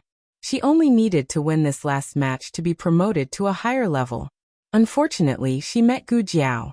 However, his martial arts were really good. He forced Gu Jiao to use her weapon, red tasseled spear. Her red tasseled spear had been ruined by little Jing Kong. There was a big red flower on the spearhead. The body of the spear was also painted with red flowers. It was especially eye-catching. When such an ugly weapon appeared, everyone's eyes were blinded by the flash. Perhaps the swordsman was also blinded by the flash. He froze on the spot. Then Gu Jiao poked the spear directly into his waistband. She lifted him up and threw him off the stage. The swordsman sat on the ground with a confused look on his face. What the hell did he get poked by? After the match, Gu Jiao went to see young Master Xiao. He was more powerful than King Ning. There was a screen in the room. He sat behind the screen and talked to Gu Jiao. Unfortunately, Gu Jiao recognized his voice as soon as he spoke. Who else could it be but the Crown Prince of the East Palace? She and Xiao Lulang had met the Crown Princess and the Crown Prince when they went to eat at Zhouji restaurant. She did not have a good or bad impression of them. After all, they were not people she cared about. However, he used the surname Xiao today, which reminded Gu Jiao that the Crown Prince's mother, Empress Xiao, was Marquis Xianping's biological sister. In other words, this guy was Xiao Liulang's cousin. Young hero Xiong's martial arts are not bad. You are young and promising. I really admire you. May I know who your master is? The crown prince asked indifferently from behind the screen. Although he was praising Xiong Tian, his tone was somewhat arrogant. This crown prince was not like this when he was working with the people. He was very careful about his image in front of the people, and did not put on airs easily. However, now that he was hiding his identity, he did not have to hide his true nature. Gu Jiao smiled faintly. She took out a charcoal pencil, and casually wrote a sentence in a small notebook. Then, she handed it to the crown prince's subordinate. The crown prince had already heard that Xiong Batian was a mute. After writing for so long, the crown prince thought that he had written a lot of flattering words. Who knew that he only wrote 2 words? Guess. The crown prince. After that, the crown prince chatted with Gu Jiao for a while. It was a soulless flattery. Gu Jiao's replies were basically yes, it's okay. She did not say more than 2 words. The crown prince was confused. How slow is your writing? If this goes on, the time it takes to burn a stick of incense will be gone. Also, her attitude was too perfunctory.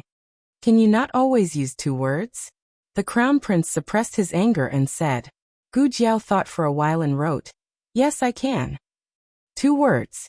The crown prince. The crown prince reminded himself that it was Lin Lang who asked him to come. He promised Lin Lang that he would not be angry at her, and that he would talk to her nicely. It was really depressing to say that he, the crown prince, had to lower his voice in front of a Jianghu rascal. Forget it.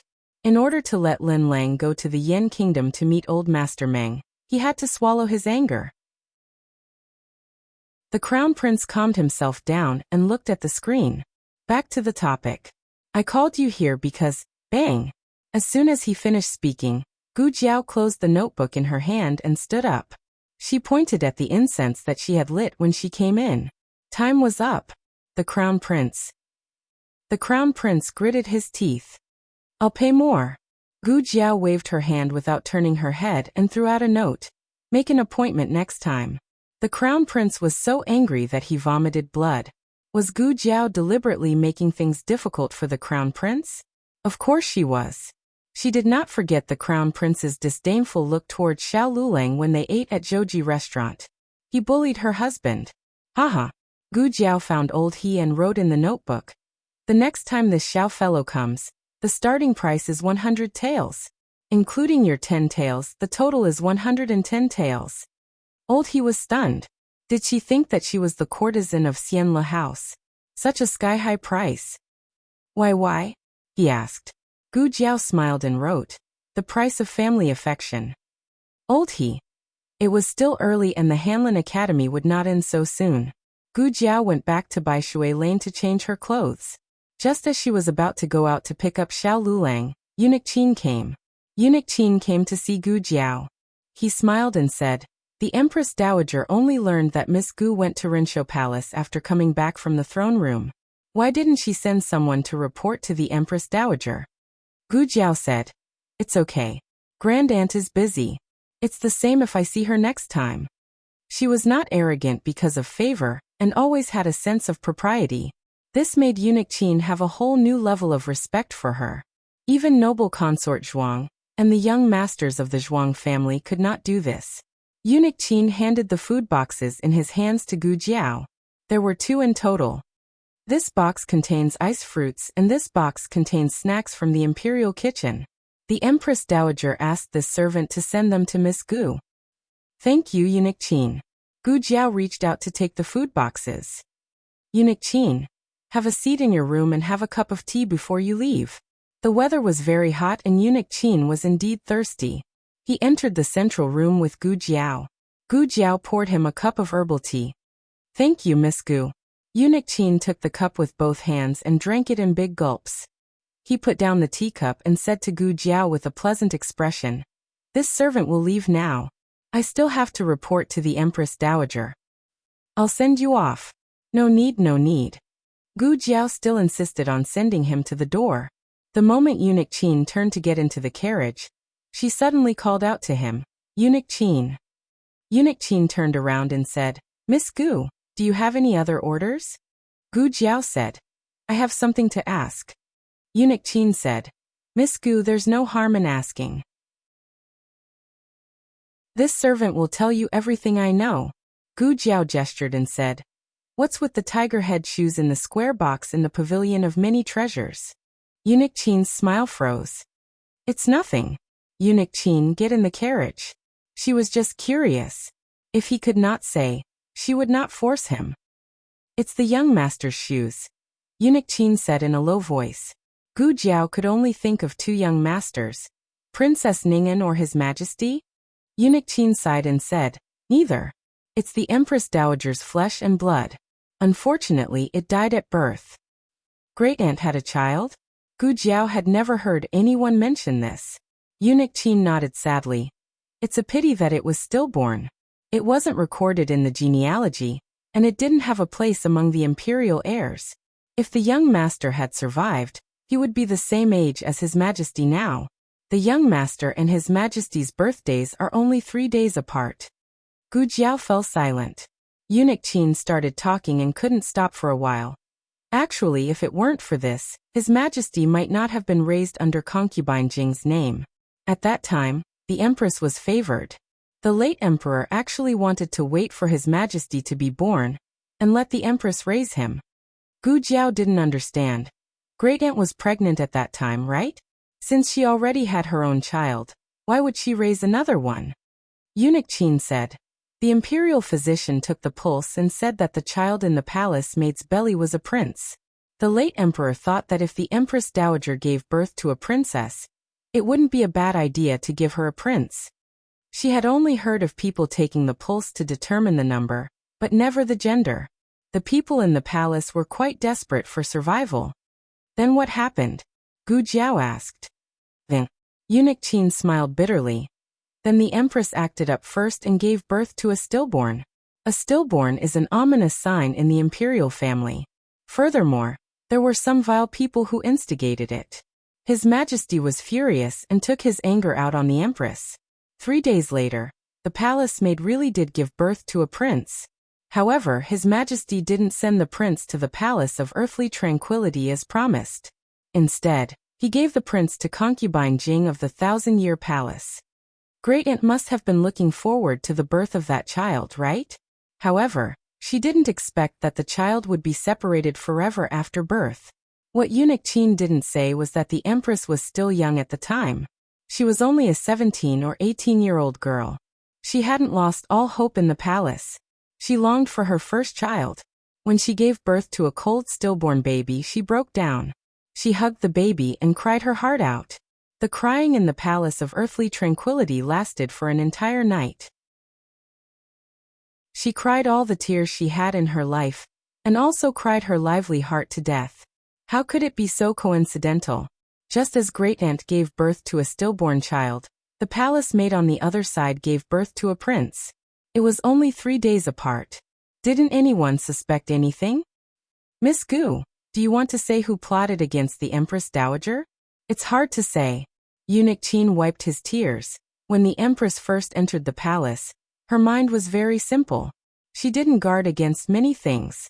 When she finally understood what to guard against, there were no clues left. Who was born to be so powerful? They were just forced to pick up a sword and kill a bloody path in the harem. Gu Jiao didn't feel good. This complicated emotion didn't need to be understood. It exploded in her heart automatically. That dead child, could it be the current emperor? After all, it was only 3 days apart. Eunuch Qin shook his head. It was a baby girl. The latest chapter of this book isn't finished yet. For more exciting content, please scan the QR code below to download the app. The novel is more complete and updated faster. Millions of novels are free to read. There are all the novels that you can't find online. https://www.zhhbqg.com/89642_896/110884341. HTML Genius remembered the website address in 1 second. www.zhhbqg.com Bikugo mobile reading website.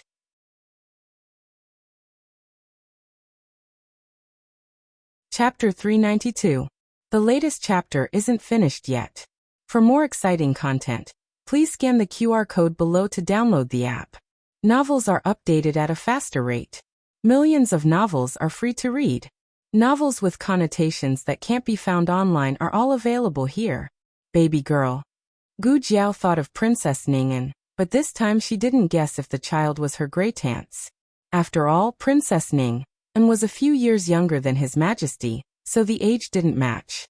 This time, it was Eunuch Qin himself who mentioned Princess Ning'an.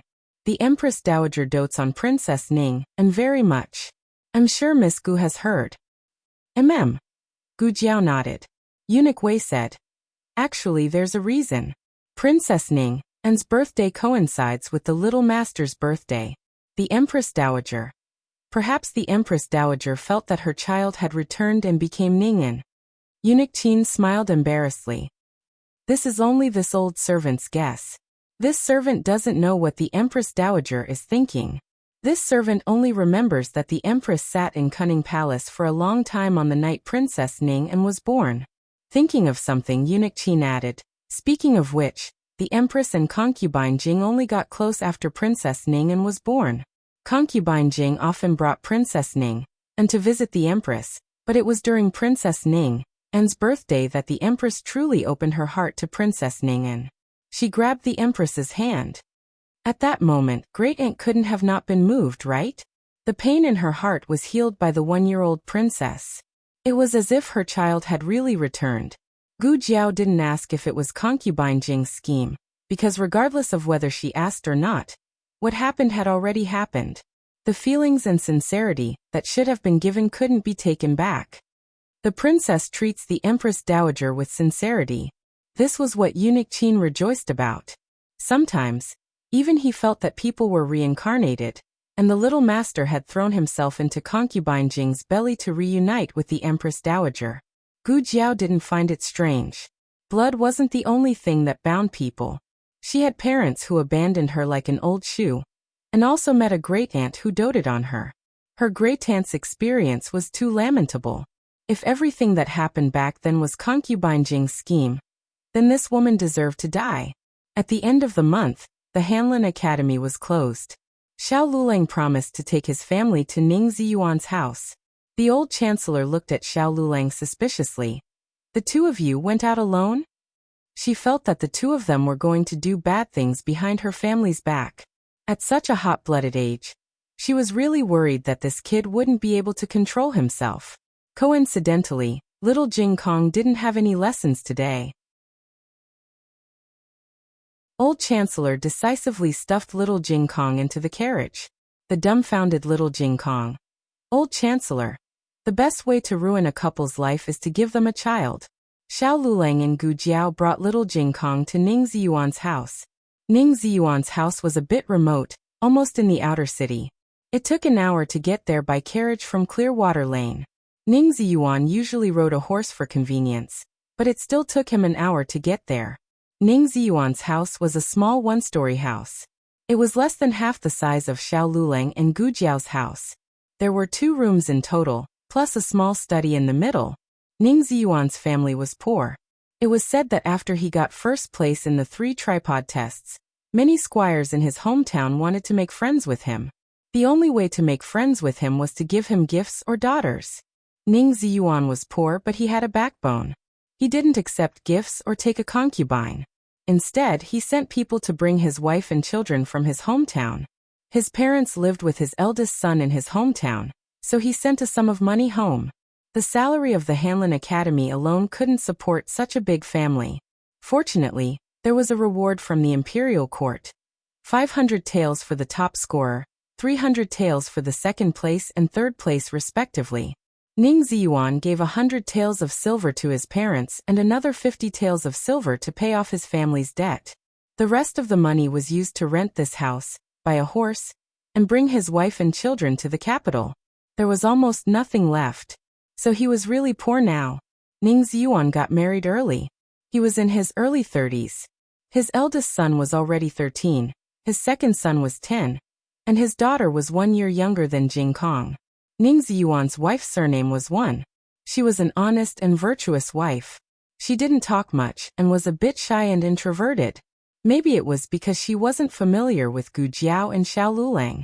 Ning Ziyuan's two sons were studying in a private school nearby. They didn't come back for lunch. His youngest daughter was only 3 years old. Little Jing Kong wasn't as arrogant as he used to be, probably because the other party was a girl. He was quite well behaved. He didn't make a fuss or run around. He was also quite gentlemanly and always gave in to his little sister. Mrs. Wen praised Jing Kong for being sensible and smart. "You're much better than my two boys." Gu Jiao hadn't seen him before, so she couldn't compare him. However, the little guy did make her proud outside. He was so well behaved that he didn't look like a crazy little loudspeaker spirit in the yard. In the inner room, Mrs. Wen was talking to Gu Jiao. "I heard Yuan say that he's the new top scorer. At that time, I thought that he must be older than Yuan if he did better than him. I didn't expect him to be so young and promising." Gu Jiao looked at Xiao Lulang, who was talking to Ning Ziyuan in the central room, and nodded. "Yes, I think so too." Mrs. Wan. "Although I'm telling the truth, aren't you going to be humble?" Ning Ziyuan and Xiao Lulang sat in the central room. Ning Ziyuan was facing the inner room, and Xiao Lulang was sitting opposite him with his back to the inner room. Gu Jiao could only see Xiao Liulang's back. Gu Jiao rested her chin on her hands. Her husband probably didn't even know that she was looking at him. She could only see his back. "Sigh, I heard that the border of the Chun state is restless again. I wonder if there's going to be a war." Before Ning Ziyuan could finish his sentence, Xiao Lulang suddenly stood up and walked over to Ning Ziyuan. "Change seats." "Huh? What's wrong?" Ning Ziyuan asked. Xiao Lulang looked calm and his eyes didn't change at all. "It's cooler here." Ning Ziyuan. "No, that seat was the coolest one. It was specially reserved for you." However, he was a guest. If Xiao Lulang wanted to sit in this seat that was scorched by the sun, then so be it. Xiao Lulang sat where the sun shone in. The young man was dressed in white and bathed in the sunlight. His face was like jade and his expression was cold.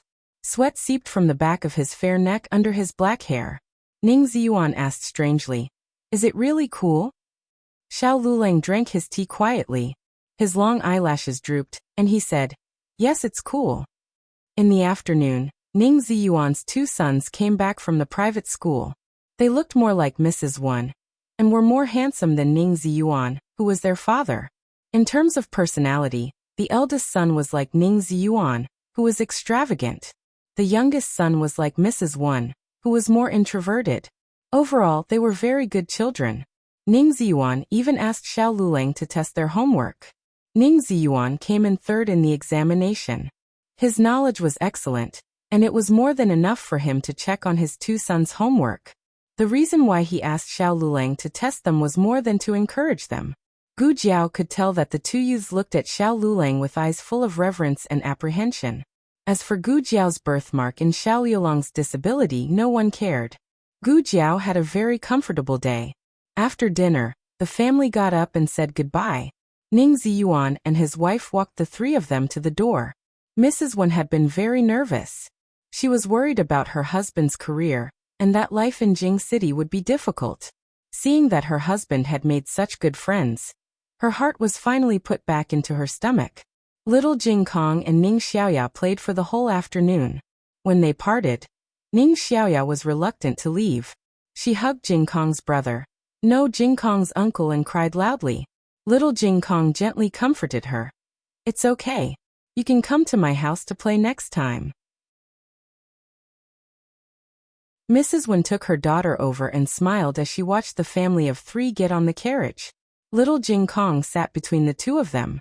Gu Jiao touched his little buzz cut and was about to say, "So you like little girls? You play so well with little girls." Unexpectedly, in the next second, he lay on Gu Jiao's lap, exhausted. He sighed weakly. "Alas, it's so tiring to take care of children." Gu Jiao. Little Jing Kong was probably really tired. After a while, he fell asleep on Gu Jiao's lap, drooling. Gu Jiao was worried that this position would make it difficult for him to breathe, so she turned him over and was about to hold him in her arms. Suddenly, a slender jade-like hand reached over and carried the chubby little fellow over. Xiao Liulang's expression was very indifferent. It was hard to tell whether he liked it or not. He let little Jing Kong lie in his arms and put his strong arms around little Jing Kong to bear the bumpiness of the carriage.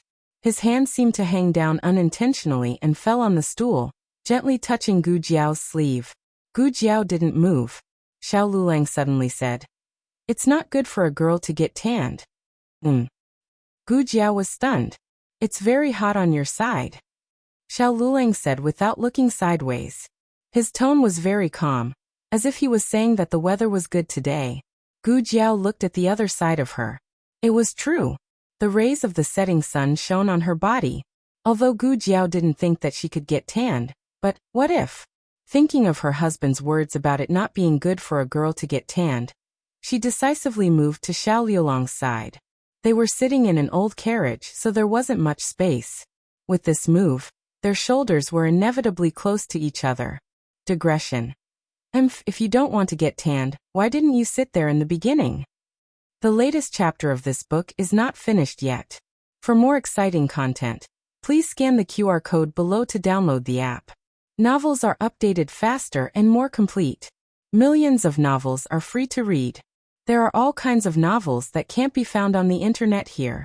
https://www.zhbqg.com/89642_896422826/110881232.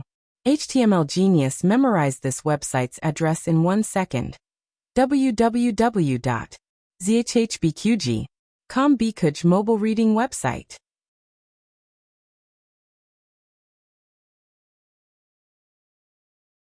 Chapter 393.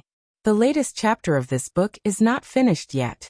For more exciting content, please scan the QR code below to download the app. Novels are updated faster and more frequently. Millions of novels are free to read. Novels with connotations that can't be found online are all available here. Gu Jiao didn't think too much about it.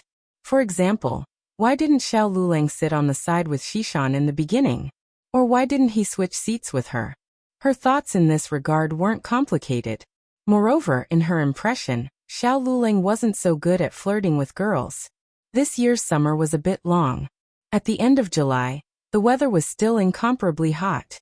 The temperature of the two exchanged their breaths through the thin material of their clothes. Because he was holding a little dumpling in his arms, Xiao Lulang didn't do anything out of line for the time being. Suddenly, the wheels of the carriage rolled over something and the carriage shook violently. The two of them swayed. Xiao Lulang reached out in time and held her shoulder. "Are you okay?" Lu Quan said. Are you two okay? I think we hit a rock just now.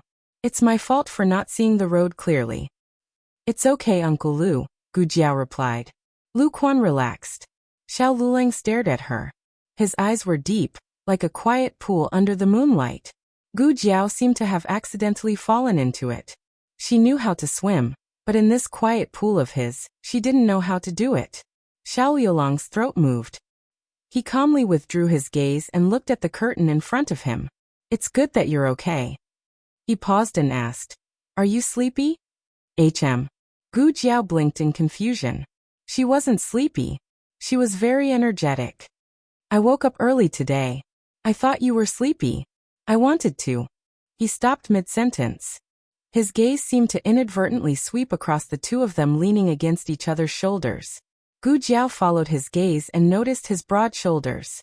What did he want to do? Lend his shoulder to her to lean on? "I'm suddenly sleepy." She leaned her head on his shoulder and closed her eyes. So sleepy, so sleepy. The corners of Xiao Liulang's lips curled up imperceptibly, and he didn't withdraw his hand from her. When the carriage arrived at the alley, both of them leaned on Xiao Lulang and fell asleep. Xiao Lulang originally wanted to shake the little fellow in his arms to wake him up and let him get down himself. Then, Xiao Lulang would carry Gu Jiao down from the carriage. However, little Jing Kong must have used up all his energy to take care of the child. He was so tired that he could not wake up. Gu Jiao, who was at the side, woke up. Gu Jiao rubbed her eyes. "Are we home?" Xiao Lulang could only reply, "Yes, we're here." Gu Jiao carried the sleeping little Jing Kong over and jumped off the carriage. Xiao Lulang looked at her back view and his eyes darkened. Actually, he wanted to say that he could carry him, but she was afraid that it would tire his legs. For the first time, Xiao Lulang felt annoyed with his legs. Why couldn't he walk? Why was he limping? When the two of them entered the courtyard, they realized that there were guests at home. To be exact, they were uninvited guests, Gu Jinyu and a mother and daughter. The mother and daughter were He Shi and Yao Xian, whom Gu Jiao had met at the Yao family's house at the beginning of the year. Xiao Lulang had never seen them before. The two of them were sitting together with Gu Jinyu and Yao Shi, and they seemed to have an unspeakable relationship. Yao Shi looked a little awkward. Ever since she brought Jiao Jiao, Gu Yan and little Jing Kong back to her maiden home at the beginning of the year, she had almost cut off all contact with her maiden home. She didn't expect that they would come here today. She didn't know if they would anger Jiao Jiao and her son-in-law. Elder sister, brother-in-law, I'm sorry. I brought aunt and cousin Xian here. Gu Jinyu stood up and said guiltily, he is my niece-in-law. Madam, he was stunned. No one had told her that her niece-in-law was so handsome. Didn't they say that he was a poor boy from the countryside, who had never been seen in public, and was also a little cripple? When Xiao Lulang came in, Madam He had already discovered that he was a cripple, but his face was so handsome that Madam He's brain turned to mush. She didn't connect him with the only crippled son-in-law in the family. Yao Xian's face turned red. It was also her first time seeing such a fairy-like young man. He didn't have the childishness of an ordinary young man. He had the maturity and restraint of an adult man. Gu Jiao didn't call her aunt, nor did she acknowledge Yao Xian as her cousin. Naturally, Xiao Lulang wouldn't acknowledge her as well. This was different from when Gu Jiao didn't call Madame Yao mother. Gu Jiao had accepted Madame Yao in her heart, but that form of address was a little foreign to her. Gu Jiao looked at Madame He and Yao Xian coldly. Xiao Lulang greeted Madame Yao. Mother, we're back. Madame Yao felt relieved when she heard him call her mother. She smiled and said, It's good that you're back. You must be sick from the heat. Go and change your clothes first. Okay. Xiao Lulang and Gu Jiao returned to the west room. Gu Jiao placed little Jing Kong on the bed before returning to her own west room. Madame He finally regained her senses. Your son-in-law looks all right, but it's a pity that he's a cripple. Jiao Jiao is the daughter of the Marquis's household. Why did you find her a cripple? Madame Yao didn't welcome Madame He and her daughter. Her face darkened when she heard this. Gu Jinyu quickly smoothed things over. Aunt, brother-in-law is very capable. He's this year's top scorer. Madame He pursed her lips. A cripple can also be the top scorer? Is it so easy to be the top scorer now? Then my family's phone. Can also be the top scorer. Yao Fengyi, Madame He and Yao Yuan's son, was 2 years older than Gu Jiao and Gu Yan. Madame Yao didn't have any expectations for her sister-in-law. Madame He was ignorant and self-righteous. If Gu Jinyu hadn't brought her here, she wouldn't have let Madame He into her house. Madame He grumbled. And your son-in-law is too arrogant. He doesn't even know how to entertain his wife's relatives. Does he think he's so great after becoming the top scorer that he looks down on Jiao Jiao? That's true. I'm not criticizing you, but Jiao Jiao's face needs to be covered up. It's fine if you're ugly, but you should dress up. Eldest sister-in-law. Madame Yao slammed the teacup on the table. She held back her anger and said calmly, You've drunk the tea and spoken. If there's nothing else, eldest sister-in-law, please go back. We're very busy at home. Younger sister-in-law, what do you mean? I just arrived and you're chasing me away. Didn't I just say a few words of truth? Madame He looked at Gu Jinyu as she spoke. Jinyu, you be the judge. Did your brother-in-law not even greet us? Gu Jinyu said softly. Brother-in-law didn't do it on purpose. He doesn't know you. Madame He scoffed. Then he should know you. I don't think he even looked at you properly. Gu Jinyu didn't say anything. Madame He saw that the atmosphere had cooled down and quickly smiled, saying, all right. It's my fault. I don't know how to speak. Yao, don't lower yourself to my level. Madame He had come today mainly for 2 matters. The first was the matter of Yao Feng studying. She wanted to use her connections to get him into the directorate. The second matter was Yao Xian's marriage. Yao, just agree. Madame He shamelessly said. Madame Yao coldly said, what should I agree to? Is the directorate a place that I can enter just because I want to? Madam, he choked. Aren't you the head wife of the manor? I heard that the old marquis has returned. Have him help think of a way. Madame Yao found it hard to believe. It seems that eldest sister-in-law has set her sights on my father-in-law. Madame He's eyes flashed and said, a starving camel is still bigger than a horse. Although your father-in-law has been removed from his position, and the Gu family army has been lost, he should still have some connections in the capital. Otherwise, how could your manor have been so extravagant for so many years? This was the truth. Marquis Ding and manor did not have any real power, nor did they lack money. The foundation was there, and they were rich. Madam, he continued. What's more, Brother Feng is your nephew. If you don't help him, who will you help? Wasn't that lame son-in-law of yours also pushed into the directorate by you? You can push him in, but you can't push Brother Feng in. Madame Yao was furious. It was fortunate that her daughter had taken care of her body during this period of time. Otherwise, the unborn child in her belly would have caused Madame He to be angered to death. I don't care where you heard it from, but I will clearly tell you that my son-in-law entered the directorate on his own. He was the top scorer in Yuzhou. Madame He was shocked by Madame Yao's anger. She had never seen Madame Yao so angry before. Her arrogance unconsciously fell. That is also because you used your connections. It was impossible to reason with someone like Madame He. The mushroom did not know the day and night, and the cricket did not know the seasons. Madame He was a shallow and self-righteous person. She would not believe Xiao Liulong's excellence. She only knew how to make blind guesses, and she felt that her guesses were very reasonable. It's up to you to believe it or not. Madame Yao did not want to waste any more words with Madame He. She stood up and turned to leave.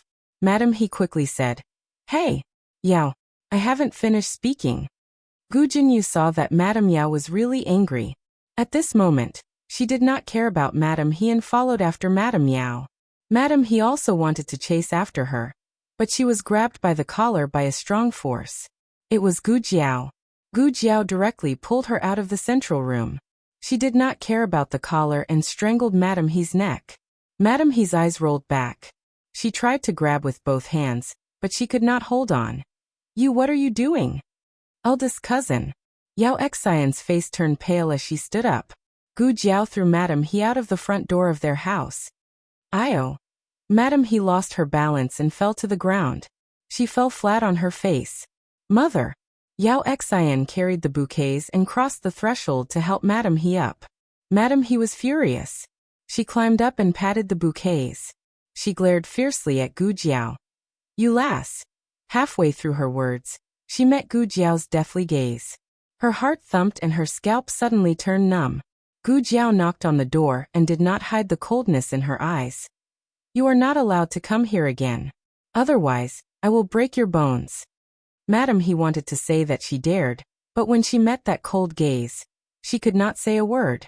Madame He could pester Yao endlessly because she understood that Yao would at most ignore her and would not hurt her. But Madame He strangely felt that this lass could really kill her. Madame He's face was pale as she said, You are not afraid that, if word gets out, your reputation will be ruined? She did not have any confidence in her words. Is that so? Gu Jiao suddenly raised her hand. Ah. Madame He was so frightened that she ran away. She even forgot about Yao Xian. Yao Xian saw that Gu Jiao only brushed her sleeves. Her own mother had run away. Yao Xian did not have the face to continue staying here. Mother, wait for me. Inside the room, Gu Jinyu was apologizing to Yao Xian. Mother, I'm sorry. I didn't know that things would turn out like this. Aunt did not tell me. She was just too worried about Mother, and was also worried that she did not treat elder sister well last time, so she had to come this time to make up for it. I thought that since it was to make up for elder sister, I made the decision to bring her here. Yao Xian closed her eyes with a headache. Don't do this kind of thing again in the future. Gu Jinyu replied in a low voice. I understand, Mother. Yao Xian frowned and said, How did they know about Liulong's matter?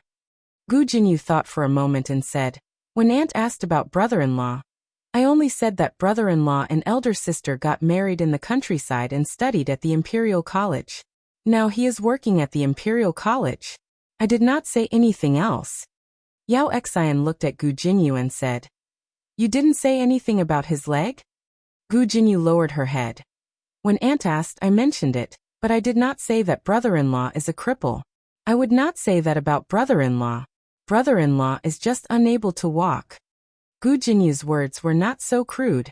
She would not keep mentioning the word cripple, but she could not stand against He Xian's unpleasant words. Yao Xian's heart was filled with panic. She did not know if she was angry at He Xian or Gu Jinyu. She only knew that she did not want to see either of them right now. She held her forehead and sighed. "You should also go back early. You are about to get married. Don't keep running outside." "Yes." Gu Jinyu came out of Yao Xian's room and ran into Gu Jiao and Xiao Lulang, who were feeding little Chick, little 8, and little 9. Gu Jinyu first looked at Gu Jiao. "Elder sister." Gu Jiao's attitude was cold. "Don't call me that. It's not." Gu Jinyu bit her lip in grievance and looked at Xiao Lulang. "Brother-in-law." Xiao Lulang also did not respond. He focused on feeding the birds and chickens and treated Gu Jinyu as heir. Gu Jinyu left Jade Water Alley in grievance. Her carriage had just turned a corner when it was stopped by He Xian, who was waiting on Chang and Main Street. The driver stopped the carriage. Gu Jinyu had thought that He Xian had come to say goodbye to her. Who knew that she had come to criticize her? "Jinyu, why didn't you speak up for Aunt just now?" Gu Jinyu was completely shocked by He Xian's thick skin. She did not speak up for her just now? She had mediated for her so many times. He Xian snorted. "That's your fault. Look at how much Aunt dotes on you. She gives all the good things to you and Yin. Aunt has never been so good to your mother's biological daughter." Gu Jinyu had run into a wall with Yao Xian, Gu Jiao and Xiao Lulang. She was already gloomy. Now that He Xian had attacked her, she could not help but feel angry. Didn't Aunt say that she only came to apologize to elder sister today? Why haven't I heard Aunt say a word of apology from the start to the end? He Xian's eyes flashed and she said sheepishly, "I didn't have time to say it." "Aya, that girl grew up in the countryside. She's so uneducated," Gu Jinyu said unhappily. "Aunt, if there's nothing else, I'll leave first." "Hey, Jinyu."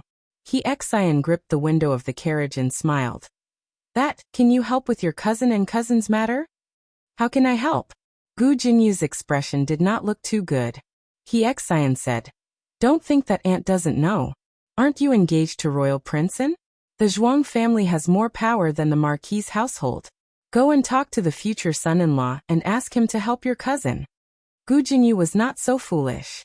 She had already climbed up this marriage. If she were to get involved with a rogue relative, the Zhuang family would look down on her even more. "I can't help." She rejected. He Xian was furious. "You," Yao Xian said.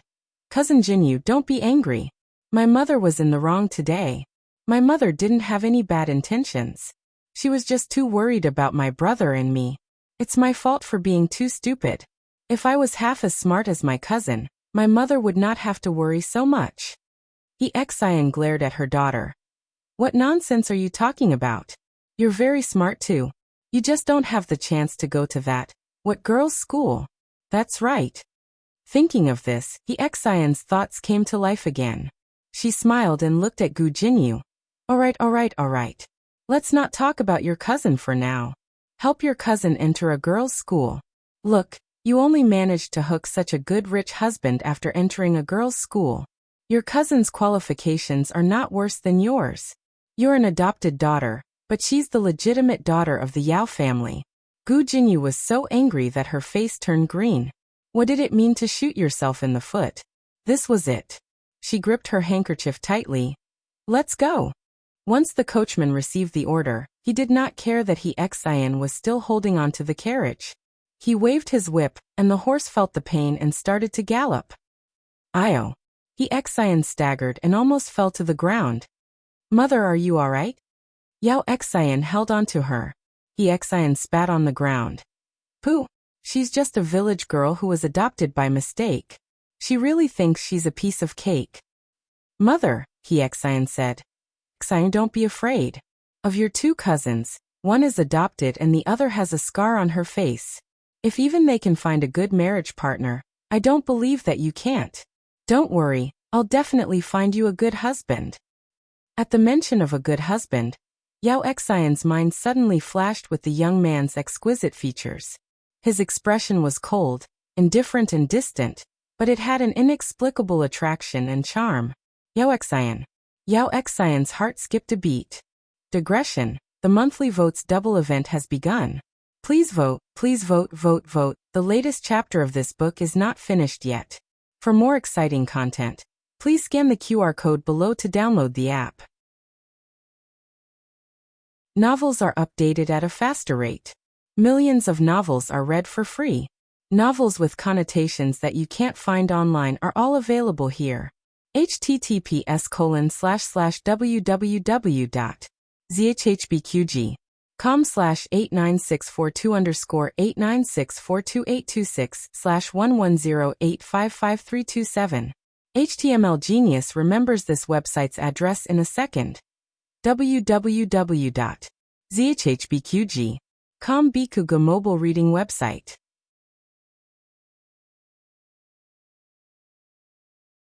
Chapter 394. The latest chapter isn't finished yet. For more exciting content, please scan the QR code below to download the app. Novels are updated at a faster rate. Millions of novels are free to read. Novels with content that can't be found online are available here. The little incident between Madame He and her daughter didn't cause much of a stir in Jadewater Alley.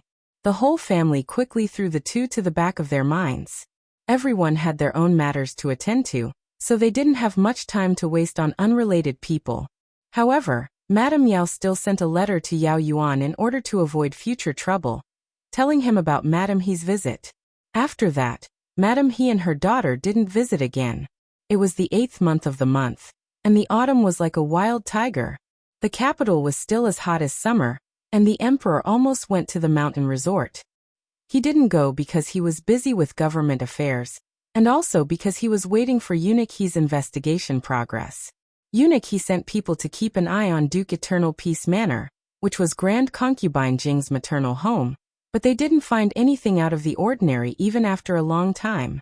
Duke Eternal Peace Manor wasn't exactly clean, but they were all dirty and trivial matters that had nothing to do with Grand Concubine Jing. However, Eunuch He didn't come away empty-handed. He found that Grand Concubine Jing was colluding with Yuan Tang, the hostage of the Chun state. The last time the emperor was assassinated by Yuan Tang, it was Grand Concubine Jing's spies in the palace who leaked the emperor's whereabouts to Yuan Tang. The emperor knew that she didn't have any feelings for her son, but he didn't expect her to be so heartless. He clenched his fists. She's not afraid that we will die at Yuan Tang's hands. Eunuch He guessed that Grand Concubine Jing had a backup plan. She wouldn't really let Yuan Tang kill His Majesty. She would release the Shadow Dragon Guards at the critical moment. Her goal at the time was to frame the Empress Dowager and sow discord between the Empress Dowager and the Emperor. However, she didn't expect His Majesty to run into the little miracle doctor and be saved by him. The doctor even caught Yuan Tang, the assassin. Have all those spies been removed? The Emperor asked coldly. In reply to Your Majesty, they have all been taken care of, Eunuch He replied. If this hadn't happened, who would have expected Grand Concubine Jing to have over 10 spies in his Pure Flowers Palace? There were even more spies than the Empress Dowager. It was his fault for keeping an eye on the Empress Dowager and not being on guard against Grand Concubine Jing. The Emperor slapped his forehead. I'll die of stupidity. Your Majesty, what did you say? Eunuch He didn't hear it clearly. Nothing. The Emperor put down his hand. Just those people. Nothing else? Eunuch He didn't say anything, and his eyes fell on Eunuch Wei's face. Eunuch Wei's heart skipped a beat. What are you doing? Eunuch He said ambiguously. If I remember correctly, Eunuch Wei was chosen by old concubine Jing and sent to His Majesty. Eunuch Wei's expression changed drastically. Old He, don't stab me in the back like that. He knelt down and looked at the Emperor behind the desk. Your Majesty, this servant is loyal and devoted to you. I will never be disloyal. The emperor glanced at Eunuch He speechlessly, then said to Eunuch Wei, "All right, get up. I didn't suspect you." Eunuch Wei wiped his tears and stood up. "Thank you, Your Majesty." He glared angrily at Eunuch He. Humph. The two of them loved to fight with each other. The emperor shook his head and continued, "What about the other 3 dragon shadow guards?" She refused to say. Eunuch He said. He hesitated for a moment, then said, "This servant guesses that they are no longer in the capital." After all, they had searched everywhere in the capital. Unless old concubine Jing killed them and buried them, there was no way that they couldn't be found. But old concubine Jing wouldn't kill the dragon shadow guards. She couldn't kill them anyway. Wait. Eunuch He thought of something and murmured, "There's still a place that hasn't been investigated." At the Celestial Music House. Ordinary people couldn't enter the Celestial Music House. Of course, one could enter with the Emperor's imperial edict. But Eunuch He didn't think that was the wisest thing to do. He decided to sneak in first. Coincidentally, he ran into Gu Jiao as soon as he arrived at the back door of the Celestial Music House. Gu Jiao and Eunuch He had met once in the county town. "It's you." Gu Jiao recognized Eunuch He. This was the eunuch that the emperor had brought with him when he first came to the county town to treat venereal disease. She was wondering why a man had such a feminine temperament. It turned out that he was a eunuch. Eunuch He also recognized Gu Jiao. Back then there was a bit of unhappiness. It was Eunuch He who was unhappy. After all, he was the one who was treated rudely. Seeing Gu Jiao again, he naturally didn't have a pleasant expression. "Why are you here, Dr. Gu?" "I'm just passing by," Gu Jiao said. "Why are you here?" Eunuch He said indifferently, "I'm here to investigate the Celestial Music House." Gu Jiao looked at his black suit up and down. "Are you going to climb in?" Eunuch He didn't say anything. He answered her with his actions. He took out a black cloth and covered his face. Gu Jiao said, "I think you'll be kicked out." As soon as she said that, Eunuch He, who had used his lightness skill to jump into the Celestial Music House, was kicked out by the expert inside.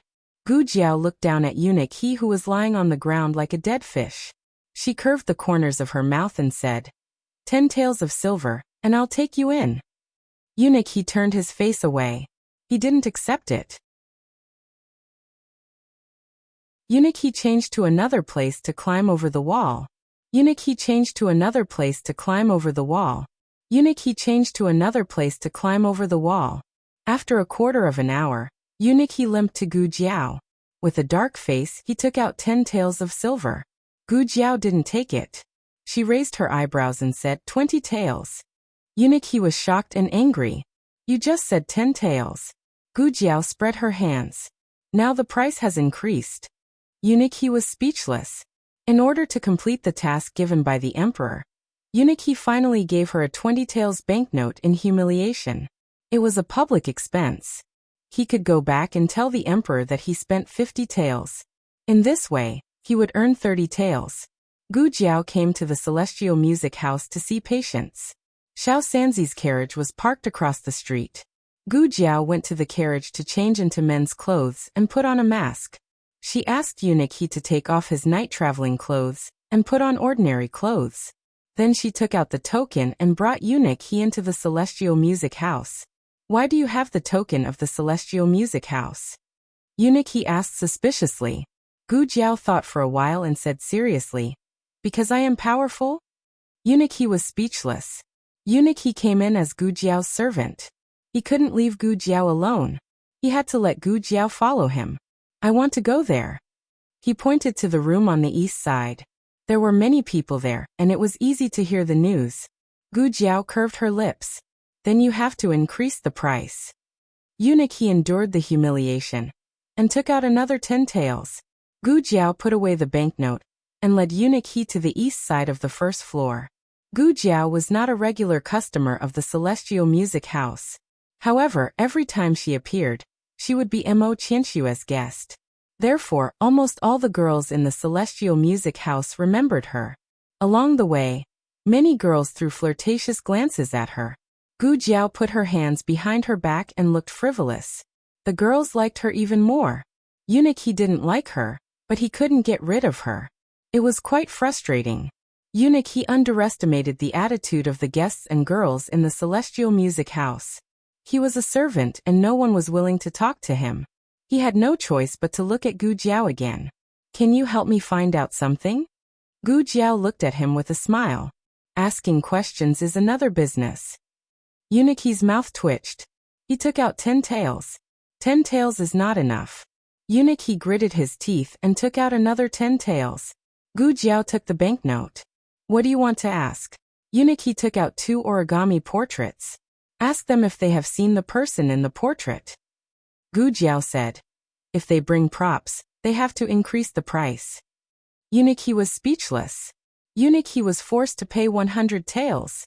The remaining 50 taels were IOUs.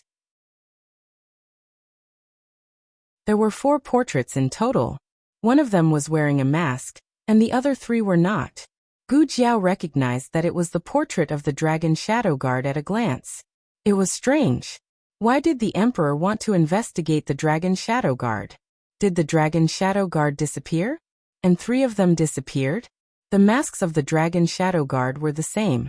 It was uncertain whether the dragon shadow guard showed his real face or wore a mask in the celestial music house. Gu Jiao was not sure whether Eunuch, he was sure that the dragon shadow guard had something to do with the celestial music house, or just wanted to do a thorough search. She didn't ask. Mo Qianxue didn't come out to see her today. She boldly guessed that Mo Qianxue was not in the celestial music house. She put away the portraits and went up to the 2nd floor. She didn't spend too much effort to find a girl. Someone came to her door. Hey, young master, long time no see. A beauty in a pink embroidered dress walked towards Gu Jiao gracefully with a folding fan covering half of her face. Gu Jiao remembered her. The 2nd sister of the celestial music house who tried to seduce her last time, but was slapped by Mo Qianxue. The reason why she called her 2nd sister was that her status in the celestial music house seemed to be very high, second only to Mo Qianxue. What was her name? Hua. Xiao greets young master. She saluted. Gu Jiao's eyes fixed on her for 2 seconds. She seemed to be thinking about some possibility. Then she took out a small notebook and wrote, Miss Xiao, you don't have to be so polite. Hua Xiao straightened up, covered her eyes with a cloth, and smiled charmingly. Young master, are you looking for Sister Qianxue?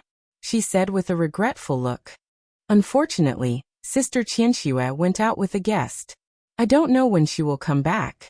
If young master doesn't mind, can Xiao accompany young master to relieve your boredom? Gu Jiao nodded. Good. Hua Xiao was very surprised. The man who slept with Mo Qianxue so easily fell in love with another woman.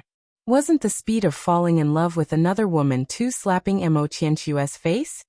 I'm afraid that Sister Qianxue will be angry. Hua Xiao bit her lip and said angrily. Gu Jiao wrote, Don't be afraid. If the sky falls, I will hold it for you.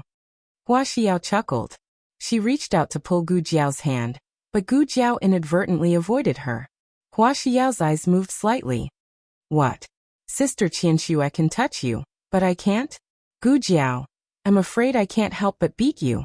Gu Jiao wrote. It's hot and my hands are sweaty. I don't want to dirty your hands. Eunuch's mouth twitched. How could a woman be more eloquent than a man? Eunuch, he was not qualified to enter the room, so he could only guard outside. He felt that this matter was a bit dangerous. The girl named Xiao was not a good person at first glance. This was her territory. If she was exposed in a while, he would have to save her himself. Just as this thought flashed through his mind, creak, the door opened. Eunuch, he looked at Gu Jiao in shock. She was thrown out. Gu Jiao glared at him. What are you thinking? I'm done. Eunuch, he glanced inside inconceivably, and saw that all the maids in the room had fainted. Hua Xiao didn't faint. Her state was very strange, as if she had lost her soul. It was rumored that the maids in Xianle house also knew martial arts and were all masters. How did all the masters in the room fall down? He didn't hear any fighting. Also, she said to ask. How did she ask? Gu Jiao certainly wouldn't tell him that she used anesthetics and hallucinogens, which were the same as the hallucinogens used by the servant who interrogated Tang Ming last time. But she didn't expect that Hua Xiao, who seemed to have some skills, was so weak that she could ask the truth at once. Gu Jiao found an empty corner, took out the portrait and pointed to the masks on it. 3 people wearing this kind of mask came to Xianlu House. I'm not sure if they are the 3 people in the portrait. They never took off their masks. Eunuch, he was almost sure that the 3 people were His Majesty's missing Shadow Dragon guards. He didn't expect that they were really related to Xianlu House. Where did they go? Eunuch, he asked. The frontier. Gu Jiao said. Eunuch, he furrowed his eyebrows suspiciously and gasped. Frontier? Isn't that, young master? A woman's voice suddenly came from the end of the corridor. The 2 immediately stopped talking. A young woman in green walked toward Gu Jiao. Her face didn't look unfamiliar. Gu Jiao had seen her in Xianlu House, but Gu Jiao didn't talk to her. The green-clothed woman came in front of Gu Jiao and bowed to Gu Jiao. Young master, don't take what Miss Xiao said to you to heart. Big sister Qianxue didn't go out to receive guests. She did leave Immortal Music House for a period of time, but she didn't do anything to let young master down. She looked around, lowered her voice, and slightly leaned toward Gu Jiao. She whispered, Sister Qianxue went out of the capital to do something for the owner. When did she go? Gu Jiao asked. The woman in green looked at the words on Gu Jiao's small notebook, thought carefully and shook her head. I don't remember the specific day. In short, it's been a while. I guess Sister Qianxue should be back soon. Mo Qianxue wasn't in the capital, and neither were the Shadow Dragon guards. They both left not long ago. Could it be a coincidence? If it was too coincidental. If it wasn't, did Mo Qianxue also go to the frontier? Digression, are there any more monthly tickets? Look at my longing eyes, oh. The latest chapter of this book is not finished. For more exciting content, please scan the QR code below to download the app. Novels are updated faster. Millions of novels are free to read. Novels with content that can't be found on the internet are all available here. https://www.zhhbqg.com/89642_8964286/110852753. HTML Genius remembered the website address. www.zhhbqg.com Bikagu mobile reading website.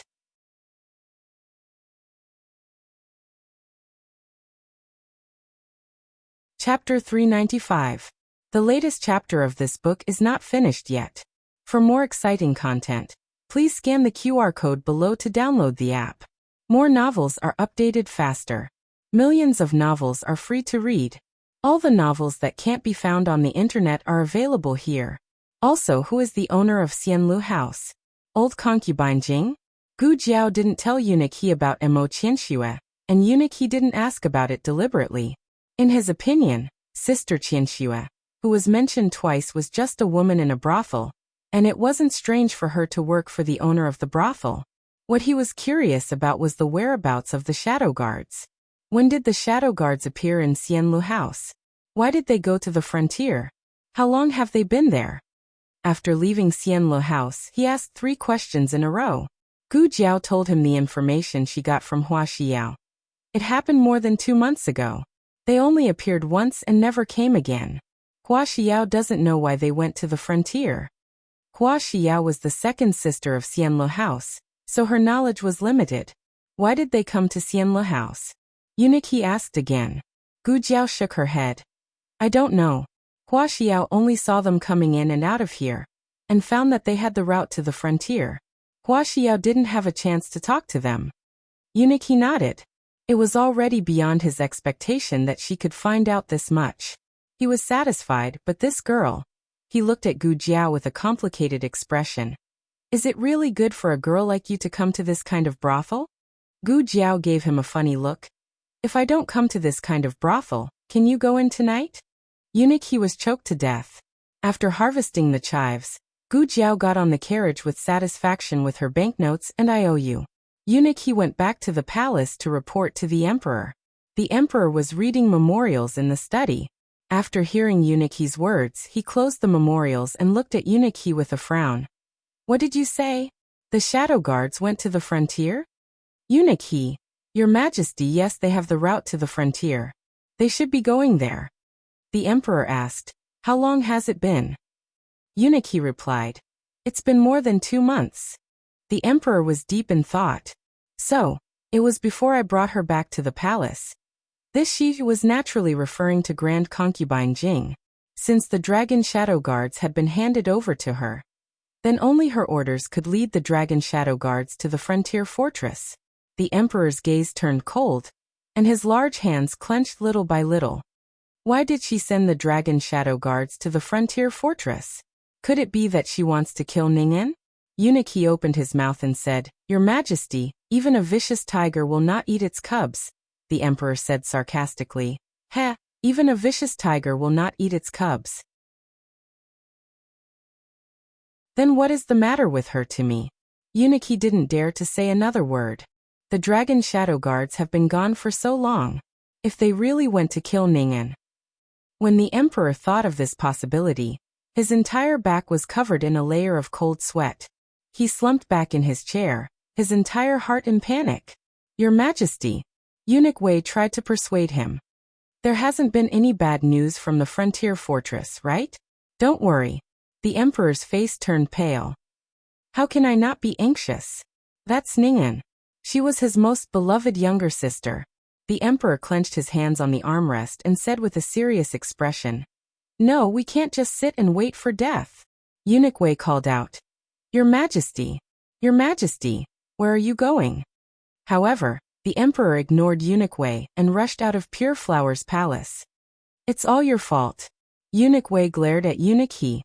Eunuch He was baffled. What does it have to do with me? The emperor prayed that nothing had happened to Ningen. Right now he only had the Dragon Shadow Guards left. Of course, he still had the palace experts and Imperial Hidden Guards, but they weren't a match for the Dragon Shadow Guards in a one-on-one fight. So he needed enough manpower. The first person he thought of was Empress Dowager Zhuang. She also had a group of experts under her. Your Majesty. Outside Rinshou Palace, 2 palace experts saluted the emperor. The emperor's skin had become incredibly thick recently. The palace experts couldn't stop him anymore, so they just turned a blind eye to his rampage. They didn't plan on stopping him at all. The emperor entered Rinshou Palace. The palace servants all saluted. Your Majesty. Fei Zui also saluted. Where's Imperial Mother? The emperor asked. In the bedchamber. Fei Zui replied. It wasn't convenient for the emperor to barge into the bedchamber, so he said to Fei Zui, Go inform her that Zhen has arrived. Yes. Fei Zui bowed and turned to walk towards Empress Dowager Zhuang's bedchamber. When she arrived at the door, she softly reported, Empress Dowager, His Majesty has arrived. There was no response from the bedchamber. Fei Zui slightly raised her voice and called out again, Empress Dowager, His Majesty has arrived. There was still no response from the bedchamber. Fei Zui furrowed her brows in confusion and said, Empress Dowager, this servant is coming in. She gently pushed open the half-closed door and stepped over the threshold with her entourage. A moment later, a scream came from inside the bedchamber. The emperor's expression suddenly changed and he rushed into the bedchamber with large strides. What happened? Fei Zui fell to the ground with a pale face. In front of her was an overturned brocade box. Next to the brocade box was an unconscious Eunuch Qin. His Majesty? Eunuch Wei also arrived. He was shocked by the scene in front of him. He quickly walked over and squatted down to check Eunuch Qin's breath. He looked slightly relieved and said, He's still breathing. This servant will call the imperial physician. The emperor nodded. Eunuch Wei got up and went out. He didn't forget to drag Fei Zui out with him. The bedchamber was empty and eerily quiet. Imperial Mother. The emperor looked vigilant and tried to call out, but there was no response. The experts of Rinshou Palace also heard the noise and rushed over. Everyone's face was full of shock. Obviously, they didn't expect Empress Dowager Zhuang to disappear from the bedchamber. There were not many traces of fighting in the bedchamber. There was only a fallen box and a fainted Eunuch Qin. The emperor picked up the box. He knew this box. His imperial mother cherished it very much. When he was a child, He often went to his imperial mother's cunning palace. He could touch anything except this box. Although he was well behaved, he was curious. Once when his imperial mother was asleep, he secretly looked at the things in the box. It was a pair of brand new tiger shoes. In fact, it was not very new. The color was a bit faded, but it was not worn. It was obviously different from the old shoes. He once thought that the pair of tiger shoes belonged to Ningen. But after a long time, he realized that the shoes were prepared by his imperial mother for her own flesh and blood. But the child was dead. He was born dead. How cruel was that? So the other party used this pair of shoes to threaten his imperial mother to go with him obediently? This was just the emperor's guess. But when the experts of the imperial palace searched Rinshou Palace and still couldn't find Empress Dowager Zhuang, the emperor couldn't ignore this possibility. Under the treatment of the imperial doctor, Eunuch Qin woke up. Unfortunately, he didn't see anything. He fainted with a pain in the back of his neck. The emperor muttered, "The other party can sneak into Rinshou Palace under the eyes of so many experts of the imperial palace. They are not ordinary people, and the other party came prepared." There were only a few people in the imperial harem who had the opportunity to know about this pair of shoes. The emperor's heart immediately surged with a guess. He looked cold and walked to the nunnery. The matter was a bit big. Eunuch Wei sent someone to call Eunuch He.